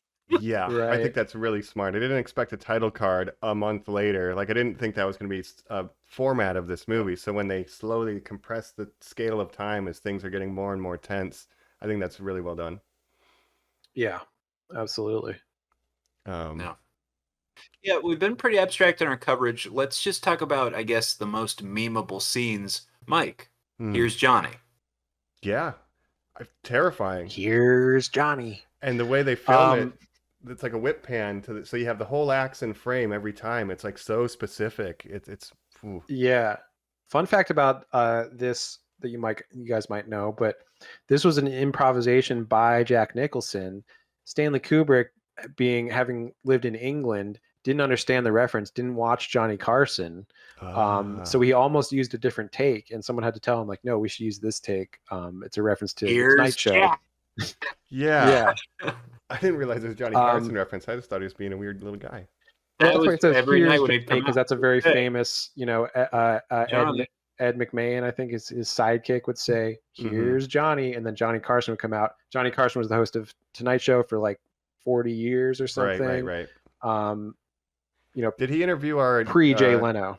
our Planet of the Apes guy Roddy He McDowell? did, yeah. He in did. full makeup though? The guy went in full makeup. Is that Oh, Carson? No, the, Probably. Paul Williams. Yeah. Anyway, Oh, right. Here's Johnny. Yeah, that scene again. But yeah, Johnny knowing Carson was about it. kind of ubiquitous to American culture. And back then, there was like 4 channels to choose from, so you kind of had to watch. So everyone was watching the Tonight Show. Like now, it's like what Jimmy Fallon. Nobody gives a shit about Jimmy Fallon, but it was a real Jimmy Kimmel. cultural thing. Yeah. Yeah. Yeah. Yeah, people don't really watch late night now. They watch clips of late night on YouTube if something funny happens. But even in the Jay Leno days, people would be tuning in nightly to watch, who's going to be on Tonight Show. So I mean, that circuit is still a big part of promotion for like Yeah. general normies, let's say, not listeners. We love you normies, like other normies. right. But now that you have Colbert, you have Jimmy Kimmel, you have Jimmy Fallon, you have Hot Conan. ones. Yeah, you have Hot Ones. Conan was the best to do So- it, by the way. Yeah. Not to get without sidetracked. Yeah. Let's bring it And back. he- Jay Leno screwed him over. Yeah, we all know. Fine if he's getting Jack Nicholson interviews, because I'd be very curious to see Conan paired with that maniac. But Sure. this stuff, again, not to victim blame, I got very annoyed that we've got Shelley in the Mhm. room. Let's rewind real quick. We'll talk about the famous stair scene. Yes. that when she's holding the bat and saying like, we just gotta go. We just gotta go. Oh, we just gotta go. We just gotta go. And he's like, mocking her. And she finally gets the hit on him, and she locks herself in the room. She gets assaulted. This is the Here's Johnny. It's terrible. She locks him in the freezer and then goes to bed. I understand they don't have anywhere to go, but it's like, how could you ever possibly fall asleep post this attack? Wouldn't your adrenaline be so high? Yeah. Right. And you should be trying to escape in the snowcat and stuff, but of course he's like, check the snowcat in the radio. that's I've disconnected them. He's sabotage. The Yeah. Joker. Can well, I talk about this the gets to the stair question- scene for a Yeah, second? Yeah, go this ahead. did please. Because like this is one of my favorite scenes in the entire movie, and like the way the conversation starts, it's like, I think we should take him to a doctor. Oh, do you? And then she gets to like backpedaling. Like, you know what? Maybe Yeah. I just need some time to think. Maybe I can change. Because she's had this conversation with him before, where she has to give Right. him the answer he wants. Like, I think that's really affecting. Use And then I'm as not going to it hurt you. escalates- I'm just right. going to chop you up into bits. Yeah, and they're gonna literally hurt you. going That's it. upstairs. not gonna hurt you. It's gonna bash your fucking brains Yeah. in. But it's If- a yeah, that's simple right, yeah. visual. If Jack Nicholson ever looked at me and said, I'm not going to hurt you with the craziest face I've But- ever seen, I'm like, he's definitely about to hurt me. Yeah. How many people or situations have you been in where you've seen the fluctuation of emotions, where people start off so hot, and then the scarier moment is when they start to talk to you so calmly with, you fucking liar, and just they're bottling up that rage where you're like, oh no, it's not like a joke that he's mad, like he's going to fucking kill her. You Right. are horrified that whole scene. Yeah. Mike. Yeah. It's written amazingly, and again, I was saying the visual of it's simple metaphor, but as it's escalating, they're going up the stairs, and when it reaches its climax and she finally hits him, I was like clapping. I was like, good for you, girl, get him. Yeah. That I Back love down, that scene. Mindy. Yeah. 127 takes, but man, what a Yeah. scene. Can you imagine? But then- Can you and you have to keep screaming and crying the whole fucking time. Right. Yeah, I mean, it would have been exhausting, which I think, which was part of the reason why Kubrick would do so many takes was to get Shelley Duvall to this point where she's just so exhausted, because that would go into her performance. Yeah. But maybe I not was- the best way to do it, of course. Yeah. No, but what we got is one of the craziest scenes I've ever seen. But I was so happy for her when she's dragging him to the freezer. I'm like, you go, girl. Like, fuck this dude. Put him in the freezer. Whatever you got to do, get the fuck She out just of there. killed him, though. Yeah. She should have, but that's the victim thing. But he said he won't do it Yeah. again. Like, it's classic, Right. kind of But again- behavior, unfortunately. This speaks to, are the ghosts real or not? Because he gets locked in the freezer. The ghosts let him out of the freezer somehow. So, That's true. You know what you have to do? The whole conversation that he's having with someone off screen. I forgot this too. I was like, Yeah. this is wild. Mr. Torrance, your plant, things are not going how we want them to go. We're gonna have to let you out of here so you can kill your family. We want you to kill your family. Your wife's pretty Click. resourceful. I like that he was Yeah. eating crackers and peanut butter. He had a little snack next to him when he woke up. Yeah, What else am I gonna that's do? great. Good detail. Anyway, Yeah, that and then she's just sort of Kellogg's? like sociopathic when he's like, Wendy, I'm really you really hurt my head. I think I need to see a doctor. You know, I'm really cold in here and stuff. I'll Trying to forget the trick her into whole letting him fucking out, right? thing. Yeah, Yeah. that de-escalation and manipulation, like that stuff is reading clear as day to me. That like that's what this is Yeah. about. Like an abuser-abused relationship. Darvo, Gaslighting, what's it called? Deny, accuse, reverse, gaslight. victimize. Yeah, I can't remember Right. the whole metaphor, but all of those things I are don't know. occurring in these several scenes in this movie, but it like really encapsulated in that staircase and the freezer conversation. It's like, damn, I'm Yeah. sorry for you, Yeah. Shelley. And she just keeps smoking cigs. Like, you know, she's fucking hating this relationship, but she But- can't leave it. When you guys Yeah. say her naivety, nativity, I can't say Nativity. Naivete. naivete. Jesus, I like thank nativity. you. Yeah. When you say her nativity, her naivete, The nativity you know, story. to go back to the scene of like, hey, what you writing? Blah, blah, blah, blah, and where she gets fucking cursed out, and it's horrifying. The hard cut is to her entertaining Danny. They are running in the snow. She's laughing. She's having a good time. The burden that she is constantly keeping is keeping up appearances. I mean, that's what every Yeah. housewife who's victimized Mhm. has to go through, right? Yeah. There's a scene that I forgot about that I noticed on this watch where they're watching TV, her and Danny, and he's like, "Can I go get my fire truck out of the room?" She's like, "Well, your father is asleep. You don't want to disturb him." He's like, "I'll be Mhm. very quiet and stuff." And she's like so worried about like what Jack could do to the kid if he gets angry Yeah. or something. She's like, "Just be really, really quiet." And then he goes in the room. He's just sitting on the bed, like staring at mirror. the wall. Yeah, he sees him in the mirror. He's Incredible in the shot. mirror. So That's unnerving. Yeah. Is Danny in this movie a good actor? Now, if Jack Nicholson's just doing the craziest faces possible, this kid is just being told to look catatonic occasionally. I think that's why he was cast, because he was so good at he was very good at holding his attention for long periods of time for a 5-year-old kid or Yeah. however old he Mm. was. Yeah. He could just look completely blank for minutes at a time.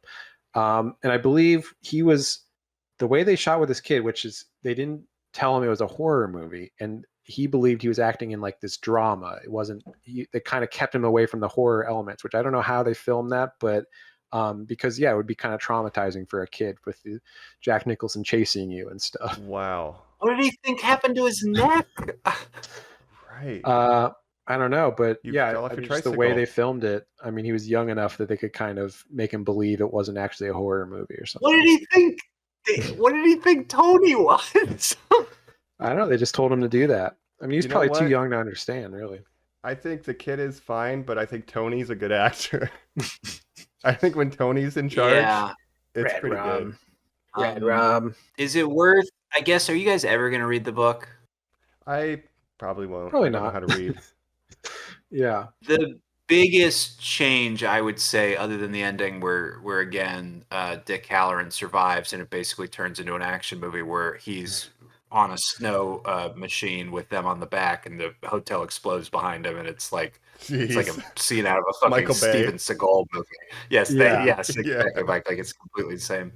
Is you get the reveal of who Tony is, and I wonder if you guys find this interesting. Hmm. Tony is Danny from the future, projecting backwards with the shine to warn himself that's- about all of this. Wild. Yeah, that's more explanation than I think it needs. And that's Yeah. why this movie works, is because it's more ambiguous, where Stephen King, like you said, he has some corny elements to him. Like, I think he's a very talented storyteller, and I think he can come up with good stories, but he does have definitely corny elements where it's like, was that really necessary to like explain that? Like, it's just, it's his manifestation of The Shining is this like imaginary friend Tony that he, in traumatic events, he kind of hides within himself and projects Tony as this other Yeah. personality. It helps him interpret The his other- visions. Yeah. Well, you bring up a good point too about just to talk about The Shine real quick.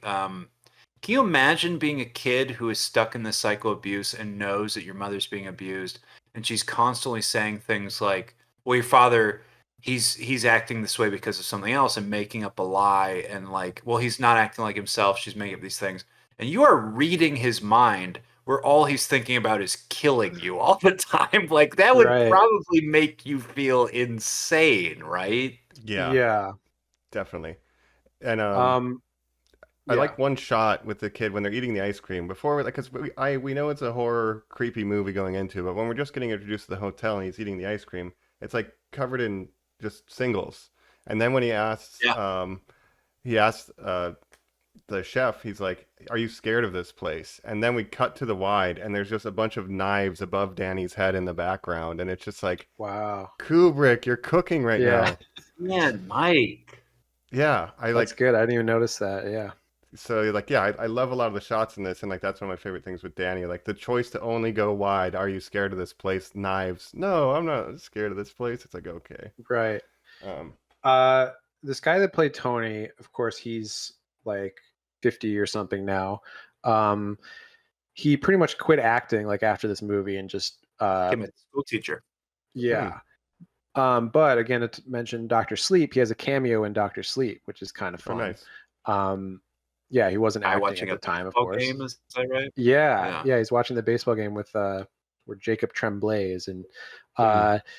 but and Doctor Sleep does explain the Tony stuff more too, where adult Does. Danny is like, yeah, like I used to call my shining Tony, like I didn't realize it was part of the Shining, my shine, and they kind of explain that your shine dims as you get older.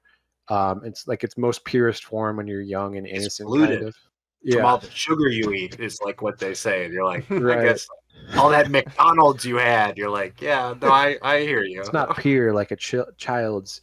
And the thing is, these energy vampires are like, fear brings out the shine. So they really like horribly kill these children to get the most shine out of them that they can. So it's pretty Jeez. messed up. Yeah. Wild. Well, It looking forward to corrects that romp. something Yeah. you said, Jake, in a very pedantic way, where you said that Doctor Sleep is about addiction. This film is about addiction, and this story is about Doctor Mhm. Sleep is about sobriety. Which is It's about- what an interesting thing for a drug addict, alcoholic to return to material he wanted to write and to face it with the new lens of being sober for so many years. Yeah. It's about Mm. breaking the cycle where Dan Torrance, adult Danny, starts out as an alcoholic and then makes the decision to become sober, joins Alcoholics Anonymous. And this is interesting too with Mike Flanagan directing, who's obviously done a lot. He's done Stephen King adaptations of the past, Gerald's Game. Midnight Mass feels like his attempt at doing Stephen King. So he's very inspired by King. Incredible. That has the recovery arc too. Recovery yeah. addict. So Yeah. And that's in a lot of his material, because Mike Flanagan himself is in Alcoholics Anonymous. He's an alcoholic, a recovered alcoholic. hmm And so that's permeates through a lot of his work because it's such a personal thing to him. So I think that's why he didn't know might that. identify with King. I don't think I'm breaking any taboos by saying I think that's public knowledge that he's said in interviews and stuff too. Mhm. But yeah, so I think that's why he Well, he does feel this told you. kinship He with called King. you. Told you. You're Yeah. in AA with Mike Flanagan. Right. Well, he basically said, yeah, AA saved my life. And that's kind of what Yeah. Dan Torrance in Doctor Sleep, Yeah. like it saves his life. Yeah. some of the meta You're right. context of these stories is pretty interesting too. Like even if Stephen King didn't like this movie, I Yeah. do like some of the. Yeah. And I think bring Stephen yourself King into it. Yeah. I understand why he doesn't like it because he has very personal feelings about this story. But I think the changes that Kubrick made were good and make the story work better. So I tend to side with Kubrick on this, and I understand, King's opinion, but he can even admit that it's a good movie. It's just not the movie that he would have made The Shining into. It took the explosion out. That son of a bitch. Yeah. Well, let's talk about the ending then, Yeah. real quick. So, Mike, we said the hedge maze, we said the floating steady cam, all this stuff. I mean, just absolutely gorgeous. The Oh, frozen man. face, you said you were very familiar with at the end as well. Yes. Yeah, Running so I through knew the hedge he mage. was going to end Yeah. up outside cold, but still the climax building of even Danny doing the Jurassic Park thing for a minute, which Spielberg said was like, oh, yeah, that's where the raptor scene came from. But Danny getting Oh, chased sure by is. Jack is great. Hiding his own footprints. Yeah. It's Even when they're in the bathroom, right? And it's the "here's Johnny" moment. They're trying to escape out the window. He's small enough to fit through the window, but Wendy can't get out the window because the opening's not big enough. Like that whole scene is great too. did that create that trope of like stuck in the window horror movie stuff? May have, yeah. I don't know. Right? but- I would have ripped that thing out of the frame, like. Right. But she's been depicted as kind of frail, maybe. Yeah, I Yeah. would be getting out of that window. Pure adrenaline. Oh yes. Danny slides down that snowbank. That seemed That looked could have been fun. fun, you know? Yeah. He probably had a great day like that. Yeah. 150 times, Mr. 100. Stanley. You got it. I love to slide. Yeah. That's funny. Wee. But yeah, Well, you the can't hedge say "we" maze. while you do it. Okay. We're just Then I doing get to run MOS, around a baby. hedge maze. Yeah. The hedge maze puts Harry Potter to shame. Like the whole Right. sequence. It's very tense. And I like that they Yeah. established that Clearly like he had already been in there. Like he knows how to get in and out because him and Shelley made it to the middle and you Yep. know, Right. so and the whole Yes. house is a maze too. It's like a big metaphor anyway, right? Yeah. And then of course, yeah, the morning comes and you just get that crazy iconic shot of frozen Jack. Mm-hmm. Yeah, I and was they a little escape bit on the yeah, snowcat. I was bummed out when they killed our cook. Yeah. That's kind of sad because they spend so much time showing him, talking to the national Oh, forest man. people or whatever, checking in on them, then deciding to go fly to Colorado, drive up to the mountains. Yeah. Got fucking killed after doing that much traveling, Jacob. Killed immediately. I did an entire Axe to the flight back. from Florida to Colorado, walked in a door, and a guy hit me with a fucking axe. I would be so fucking pissed. He had to drive 5 hours in the snowcat. Like, man. You know how hard Right. this was? Yeah. But yeah, I love that character because he's going so far because he knows like something's going wrong with this family. No, yeah. and he he's was seen great. it before too with the previous caretaker and all of that. So he Was it a knows dog? what's Huh? Mm-hmm. yeah. Danny's he trying to just- contact him. Yeah. He's so wholesome though. He's like, yep, it's Dick. Dick hollering. Just checking in. Did he call them? How are they doing? All right, well, I'll call you back. Yeah. I'll be Yeah. back in 20 minutes. Yeah, kids wouldn't understand that. No cell phone. Oh, I used to. Me and my dad, if we were out and about, he would say, "Call the operator and ask what the number to Papa John's is." I mean, we would do shit like that all the fucking time, and they'd be like, "We'll call you right back," and I'd be like, Mhm. "Okay." Yeah. I have to call Um, people from a phone booth or something. Yeah. Yeah, but then to have the radio to the fire service. I guess really quick, I just like Shelley Duvall's conversation with that guy because you can tell she's like, Over I just and want out. to talk to anybody that's not my husband. Lonely. Yeah. That was really heartbreaking. What's going on? It's snowing. Is it snowing? Should I tell my husband it's snowing? Even he's like, he's like, you just got to get off this line, lady. Anything else we can do for you? She's like, Yeah. I guess not. Have a good day. It just wants to talk to another human. Yeah, it's really Jesus. that scene was really sad. But yeah, I wanted them to get more catharsis. I guess like they just drive off in the snowcat that Dick brought up. So, Yeah. but then that's It's just kind not- of it. Yeah, they ride off It's in the not sunset. about them, Mike. The end Yeah. of this film is not about them. It is, we get the transition from the frozen head to "You Have Always Been Here," the ballroom picture. It's Right. It's an incredibly bold choice. Yeah, Great it party, is. isn't it? And they have people have said like that he's got his arm in the pose of that devil picture. So like there's some implication Satanic of that. imagery. Right. Interesting. But again, that's all like how much do you want to buy in? But I appreciate that there is a Dr. Sleep because I wanted a little bit of payoff with Danny and Wendy. So that's one thing I didn't time. love about the ending. Can I just bring up the reason that that book exists is he put out an internet poll that said, "I'm thinking about this idea. I'm thinking about an Or original another Dark idea." Tower book, right? I think was maybe the other option. Yeah. Or I could do a sequel to The Shining. What would you guys think about that? And I think the voting was like 90 to 10%. Like it was like, we want a Shining too, please. And he was like, I call it Dr. Yeah. Sleep. I remember people being like, well, not that. Well, that's the thing No, is not- that Doesn't make any sense. yeah, when you're making a sequel to a famous work from like 40 years ago, like it usually doesn't end up that well. But I think Dr. Sleep, I haven't read the novel, but again, I think the movie is really Okay. good.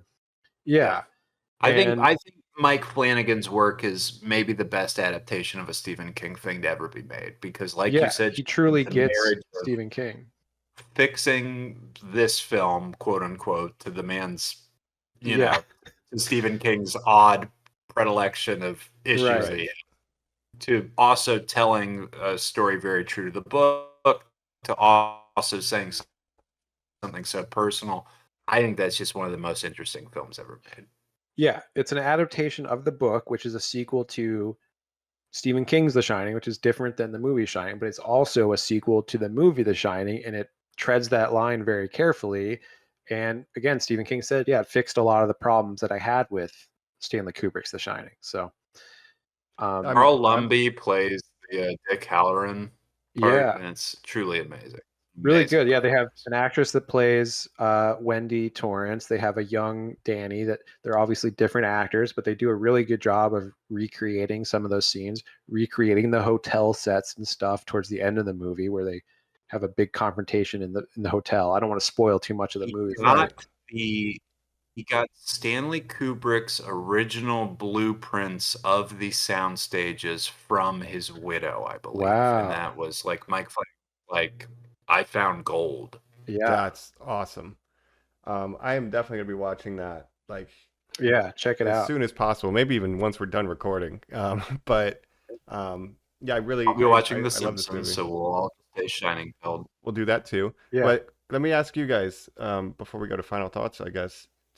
What's your broad read? Are there ghosts, Colin? Are there ghosts here, or is it all metaphor? So in the book, there are POV chapters from the hotel. That the hotel is the antagonist. That it is the primary villain, quote unquote. The evil that's within inside. Got it. Yeah. The made-for-TV movie, I believe, literally makes it a demon.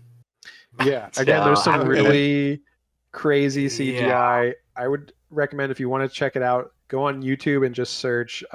Someone made like a compilation of insane scenes from the 90s miniseries. So just watch that instead of the actual miniseries. Right. I would like to see, is there a shot by shot? Like, is there a, that one next to the Kubrick one to see how the different people interpret it would be interesting. But to me, Mike, it's ghosts. It is a ghost story. I think it is. Yeah. Because it's ghosts, but it's also, again, the evil that was inside Jack Torrance the whole time that's brought out by these ghosts. Personal ghosts. Yeah. Yeah. Interesting. I like that I could read it both ways. Danny didn't have friends, so he would have imagined two kids his age, maybe. So I like that it could be like Jack clearly doesn't love his wife anymore. Oh, it's old hag, and then he imagines that the beautiful woman has become an old hag in the mirror. Right. It's like I could see it being both ways, but I think probably there are ghosts. But I was just curious what your takes were. All the different members of the family are seeing the same ghosts at different times. That's the only thing that leads me to think that like they are kind of seeing the same thing, right?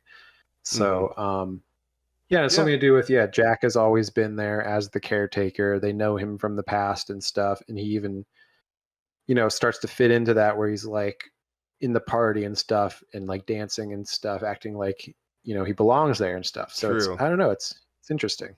Yeah. Well, it's apricots too. Oh yeah, I wanted to look up that drink and see it was period accurate. I'm sure it was, that cocktail. Oh sure.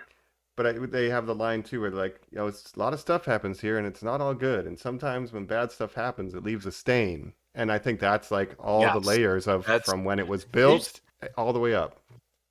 Thank you for saying that, Mike, because I believe in that stuff too. Not to get too quote unquote spiritual, but I believe when we do these, Carl Jungian collective unconscious, that we're all tapping into the dreamscape and all that shit, that when there is trauma in these horrible places, I think that sticks. I think it becomes the open wound, the sore, the scar, the literal physical manifestation sometimes, but also an emotional and a psychic one. Yeah. Mm-hmm. And that's sort of became a common trope with haunted house type stories where it's like, the house brings out these feelings from inside you and stuff.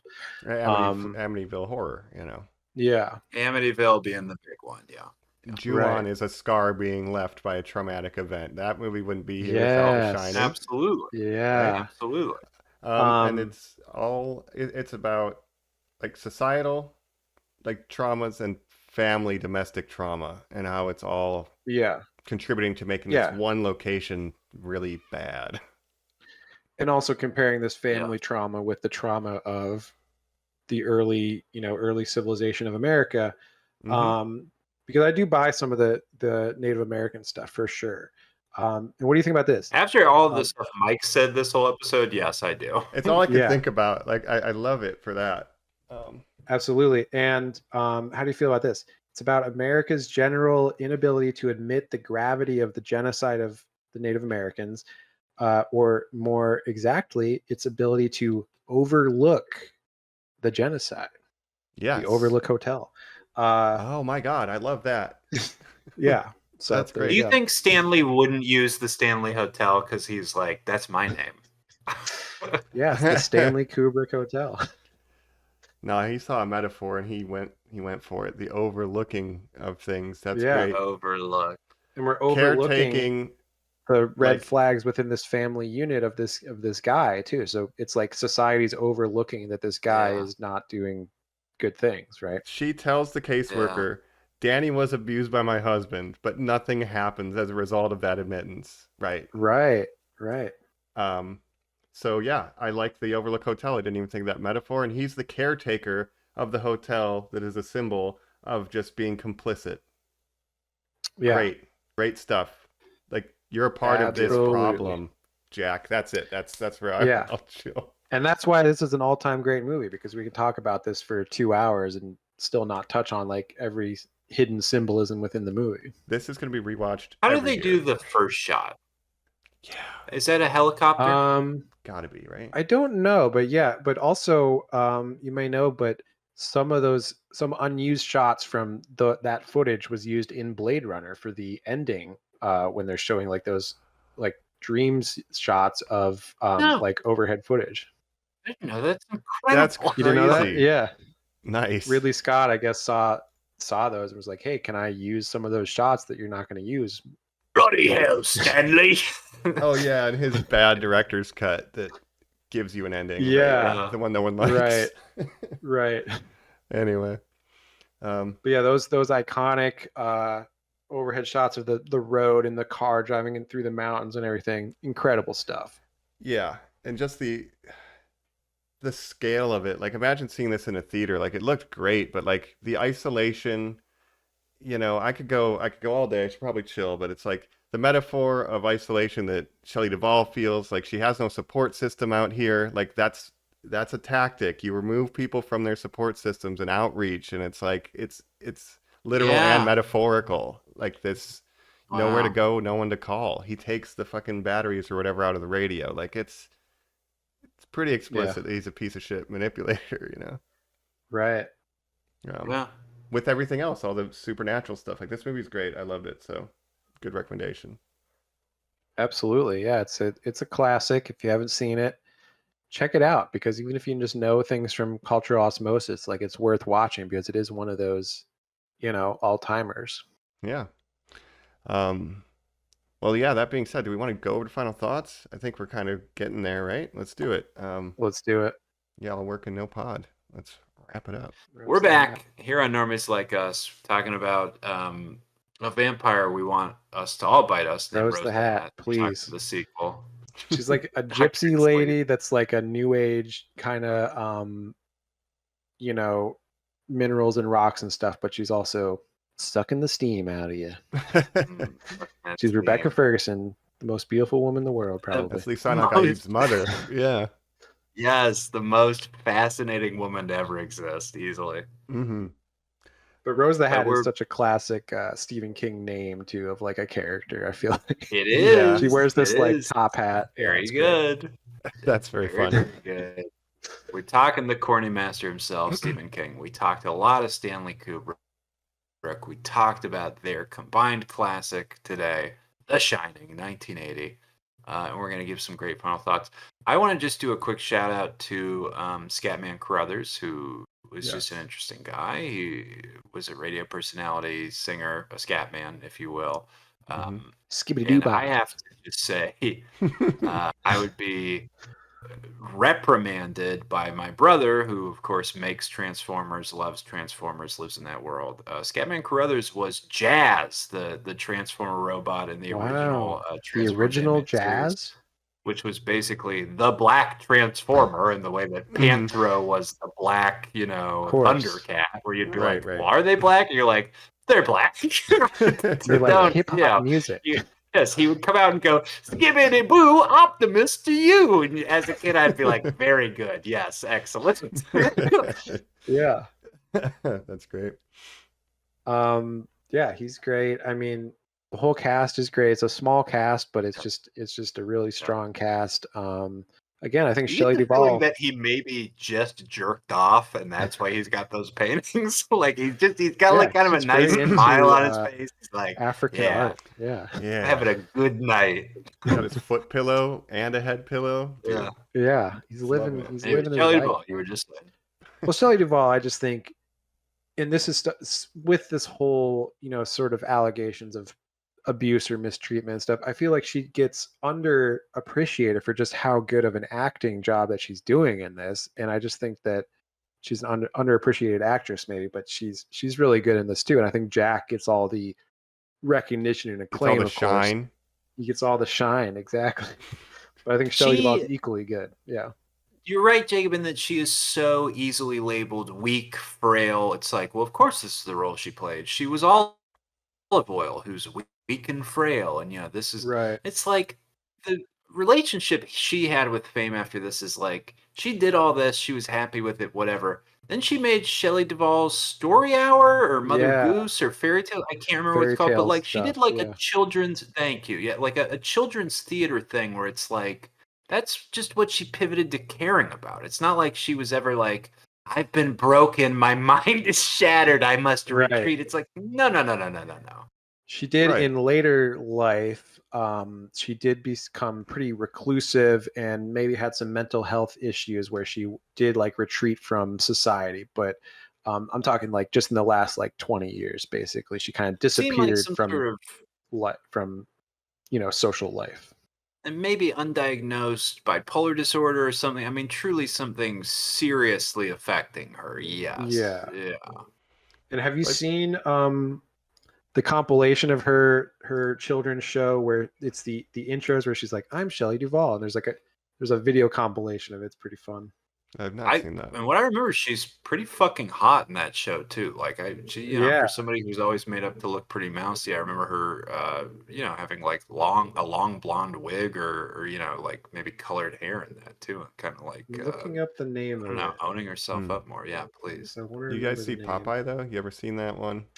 I have seen Popeye. I don't Francis like Ford Popeye. Coppola. No, but No, it's you a wait, fascinating study. Robert Altman, I should I was say. gonna say is the you director. said Coppola I said Francis earlier. No, Coppola, it that's is, Robert it is Altman. Robert Altman. Robert Altman, obviously Robin Williams as Popeye.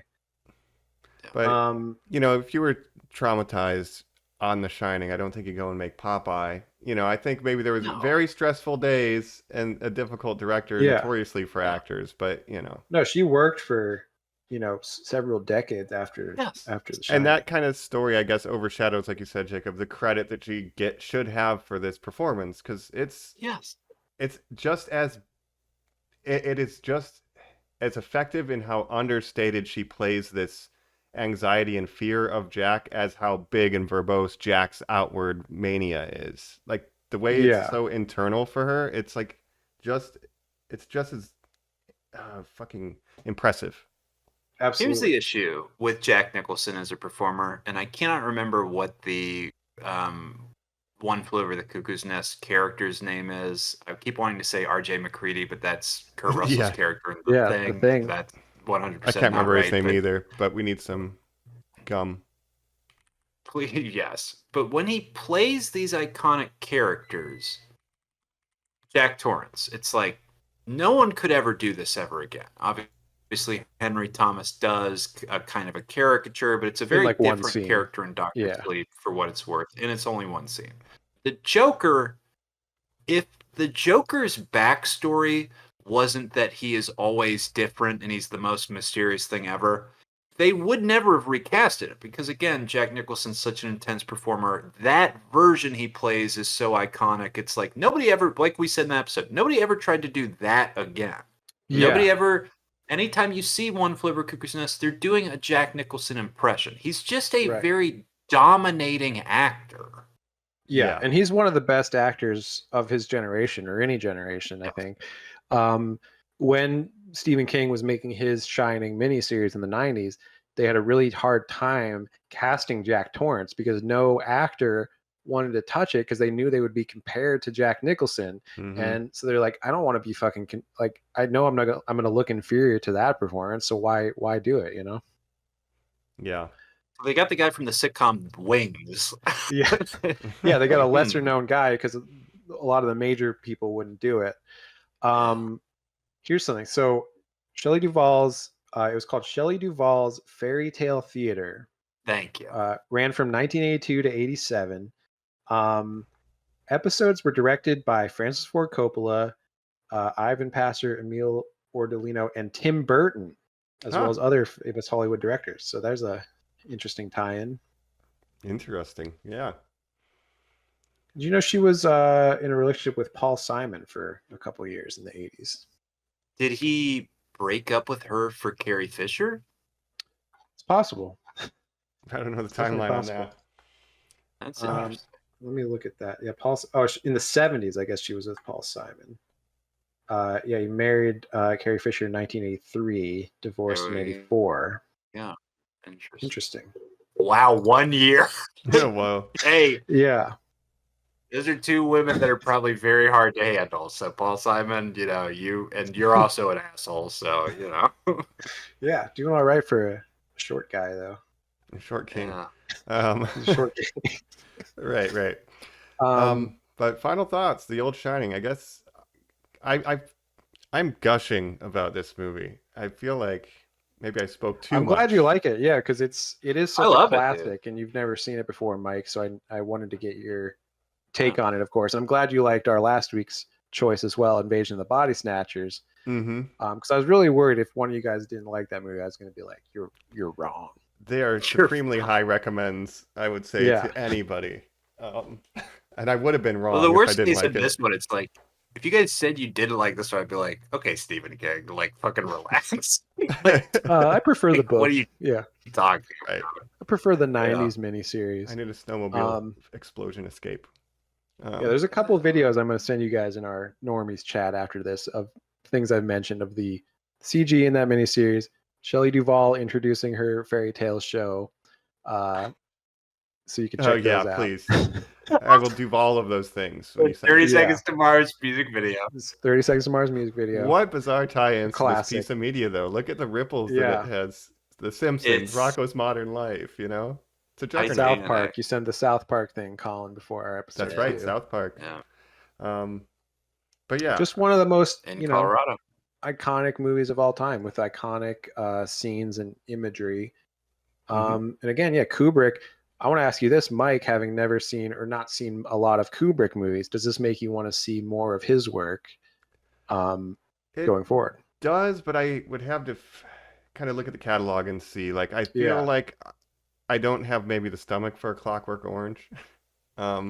Sure, yeah, that's a depending. good one. Yeah. Have you ever seen Full Metal Jacket? I have seen Full Metal Jacket too. I did that. That's the one he made after this one. Vietnam tour. Yeah. A great story about Clockwork Orange.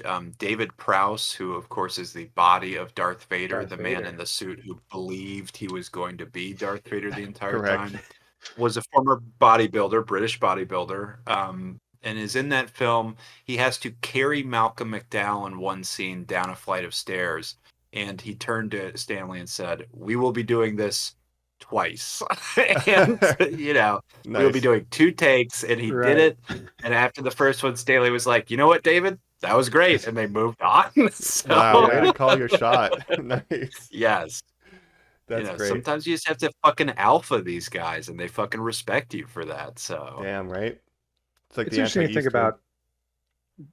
That's exactly what I was about to mention, because different directors have different methods. Clint Eastwood famously is like one take and done. Moving Oh, on. half a take. Yeah. But The look who lens made- cap was on. Doesn't matter. Yeah, and Clint Eastwood made about a movie a year for like 30 years or something, whereas Kubrick was famously very picky about the movies he would make and take a long time to make them and develop them and stuff. And some of the projects that he started developing never got finished. Like he wanted to make a Napoleon epic that was going to be this huge thing that never got made. But he was a perfectionist. Yeah. Jacob, do you find Wes Anderson to be as soulless and sort of icy, given that he's so meticulous with his framing and stuff as well? Well, I think Wes Anderson is interesting because he couches a lot of his emotion within this like very particularness. So he does have like emotion, but it's very muted. Yeah. In this like twee aesthetic. But he like something like Royal Tenenbaums, where it's like all these characters are so sad, but they don't outwardly show it because that would be like embarrassing, kind of. But it is more in the framing and how it's shot is how those emotions are expressed. Yeah, for sure. Okay. For sure. I think he's more fun to work with as an actor, maybe. Probably, yeah. You know? Do you guys think got his Mike visuals. Flanagan like was really feeling himself and did like 1,000 takes for Dr. Sleep, and they're like, no. It's possible. Even would not probably stand for that. No, there's no way. Right. Below But there. you it's mentioned not the director's cut, which I've never seen.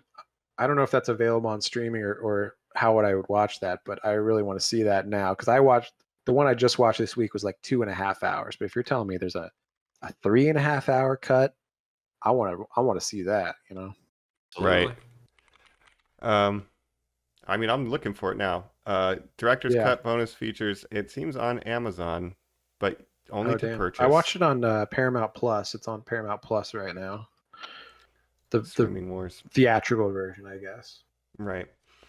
I'll find one of them, but either way, I guess I'll say I love my read of this. Where I enjoy it is primarily as a horror movie, spooky season, right? It's a horror movie that's tackling a sensitive issue of like domestic violence. Like that's the street level stuff, and that's why just the little conversations with Shelley Duvall and getting chewed out, and like that's like where the real scary stuff is. It's almost like Michael Myers. This could happen anywhere. Like this is happening everywhere, and like that's how it functions.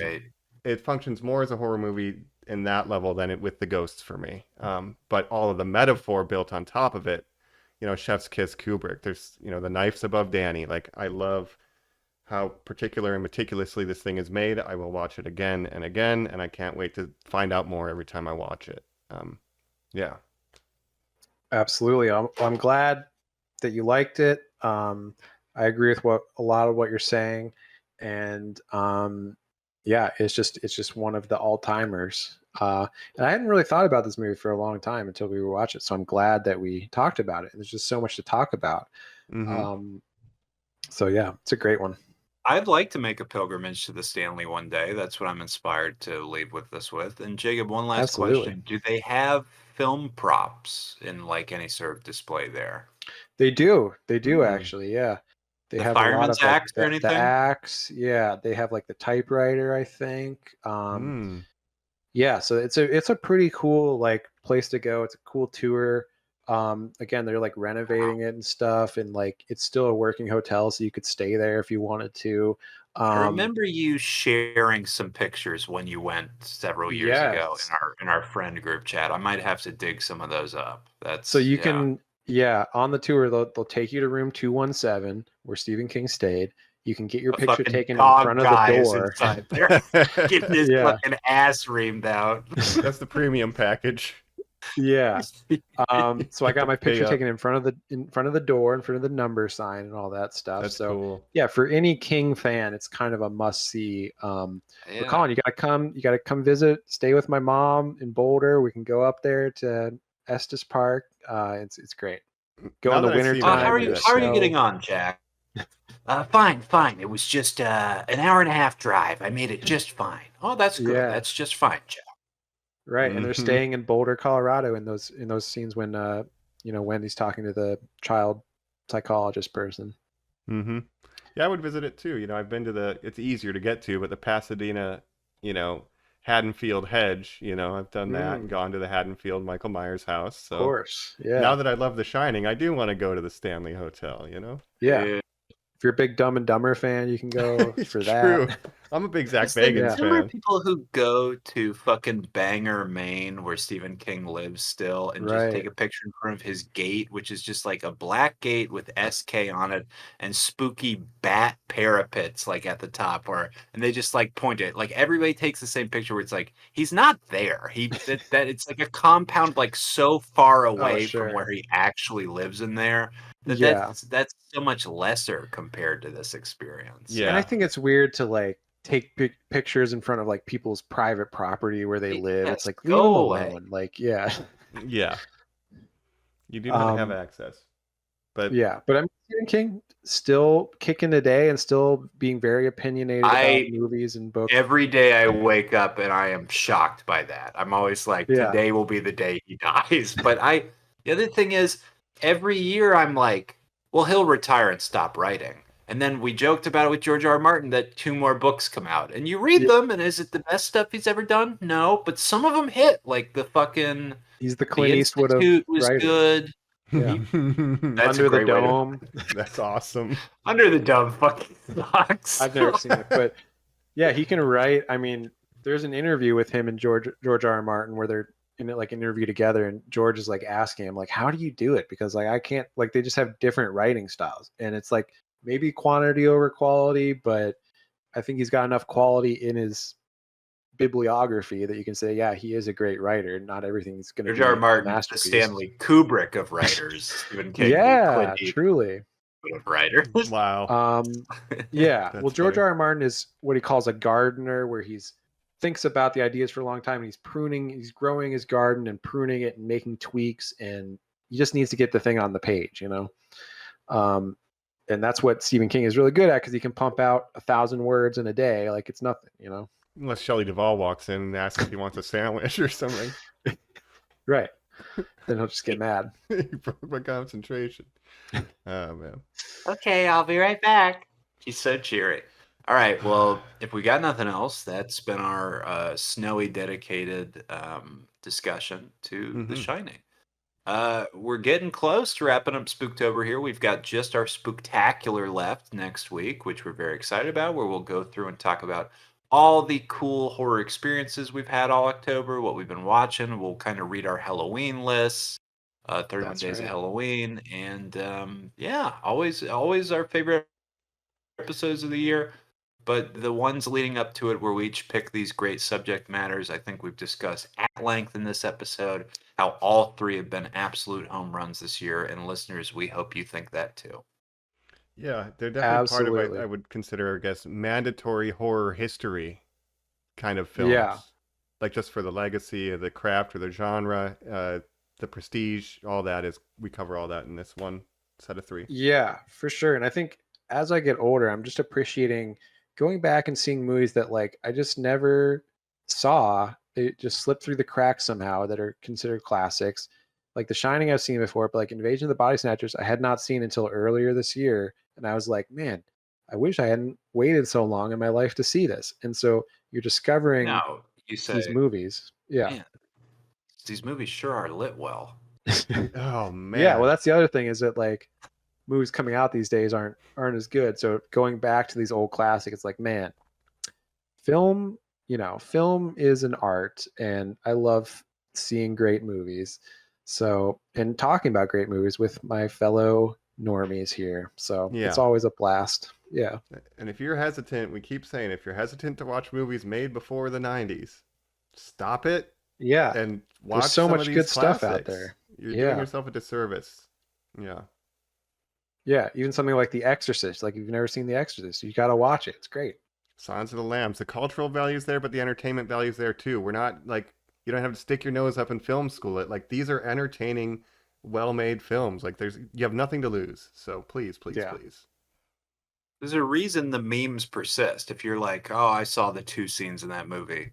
Even something like, it's not horror, but like something like Philadelphia, where I was like a kid, where I was like, right, the AIDS movie. No, I know what that's about. And then you watch it and you're like, oh no, it's like a real movie. Like it's like a very important film. Like it will Yeah. change you. I promise you. Yeah. Mm-hmm. Yeah. Make you think about stuff. Imagine that. Yeah. But we love film here Isn't that nice? at Filmies Like Us. That's right. Admit it. Admit that you love film. Yeah, I It's dare true. you. I admit it, it's true. I do. I came home drunk. Yeah. I was in a bad mood. I threw on a movie. Okay, I put on a movie and I watched it and I liked it. Damn it. Yeah. And the other thing is like, And he messed all my papers up. throw my papers on the ground. Threw my I'm DVDs probably on the gonna watch ground. Departed after this. So I was like, I want more Departed. Jack. That's a great so, Jack Nicholson role. One of his last watch- great ones. What's the one with Adam Sandler? Oh, Anger. Uh, Anger Management. Anger Management. Yeah. Another Have one you ever about seen like his recovery. his Nora Ephron rom-coms or whatever? Like Something's Got to Give. Oh yeah. It's always In weird to see him theaters, doing baby. yeah things where he's not acting totally insane, but Oh, he is still. Yeah. You gotta do You Chinatown. cannot turn that off. right. Yeah. Chinatown. It's been a long time. I Chinatown. might go back to that. Mhm. Jesus. It's been a Forget long it, time Colin. too. It's Chinatown. Forget it. It's Chi- The Shining, man. It's Chinatown. Maybe Jacob's pick next year will be Rosemary's Baby. That'd be Mm. scary. That's a movie good to one. talk There's about that for multiple reasons. that Might be prequel on a show now, director right? boycott. The prequel show, is there? There's a new show called like Apartment 9 or something that's like a I prequel to don't wanna Rosemary's hear Baby for some reason. I don't know why they thought that was a good idea to And make, but so I'll leave it on this. I think we're probably 2 years away from a Max original called Room 213. oh, for sure. But it's like why? Oh, Because we yeah. already have Doctor Sleep. We got Lucky once that we may have had a good sequel to it. Like let's not fuck with it anymore. you know, Well, 'cause it's we're just about what's his name? What's the guy's name? The Dick butler? Halloran Yeah. or no. Delbert Grady. Yeah, it'll be about Grady. Oh yeah. yeah. Like, okay, yeah. I don't need to see sure. that. It's going to be exactly the same as The Shining. That's why I don't understand. A prequel to Rosemary's Baby. What do you need to see before Rosemary's Baby? I It's can't baffling. imagine. I'm shocked you are saying these words. So Yeah, it's Rosemary's- being advertised on Paramount Plus or something right now. Yeah. I don't like that. But Don't watch that, Normies, please. please don't watch that. Watch The Shining. Let us know what you think at normies_like_us, where you can rate, review, subscribe this podcast. That helps a lot. The review I would suggest you leave for this one is Normies Like Us, all work and no play makes a good podcast. And just keep Mhm. writing that over That's and over right. and over and over and over and over. And if That would help you us out a lot. And check us out on have YouTube. any recommendations about movies, classics that you like from the 80s, the 70s, the 60s, the 90s, whenever, like give us your recommendations for classic horror movies or anything really, because I'm always love discovering things that I haven't seen before. It's always fun to learn new things. The So last 2 By the weeks. time I was about to say, by the time this episode comes out, we would have a little time left before we read our list. So that would be an interesting thing to fill up our last week here. I'll take 7 Yeah. recommendations of Yeah. what should I round out my spooktacular with. That'd be great. absolutely. Yeah, 'cause just the last 2 recommendations from you guys, like I'd never seen them, and I'm so happy that I now have these movies in my life. Like they're wonderful. Yeah. So yeah, please send us more recommendations. Yeah, sharing is caring. That's right. All right. Well, I think we red roomed right. this episode, guys. Red Rom. We really Red killed it. Rom.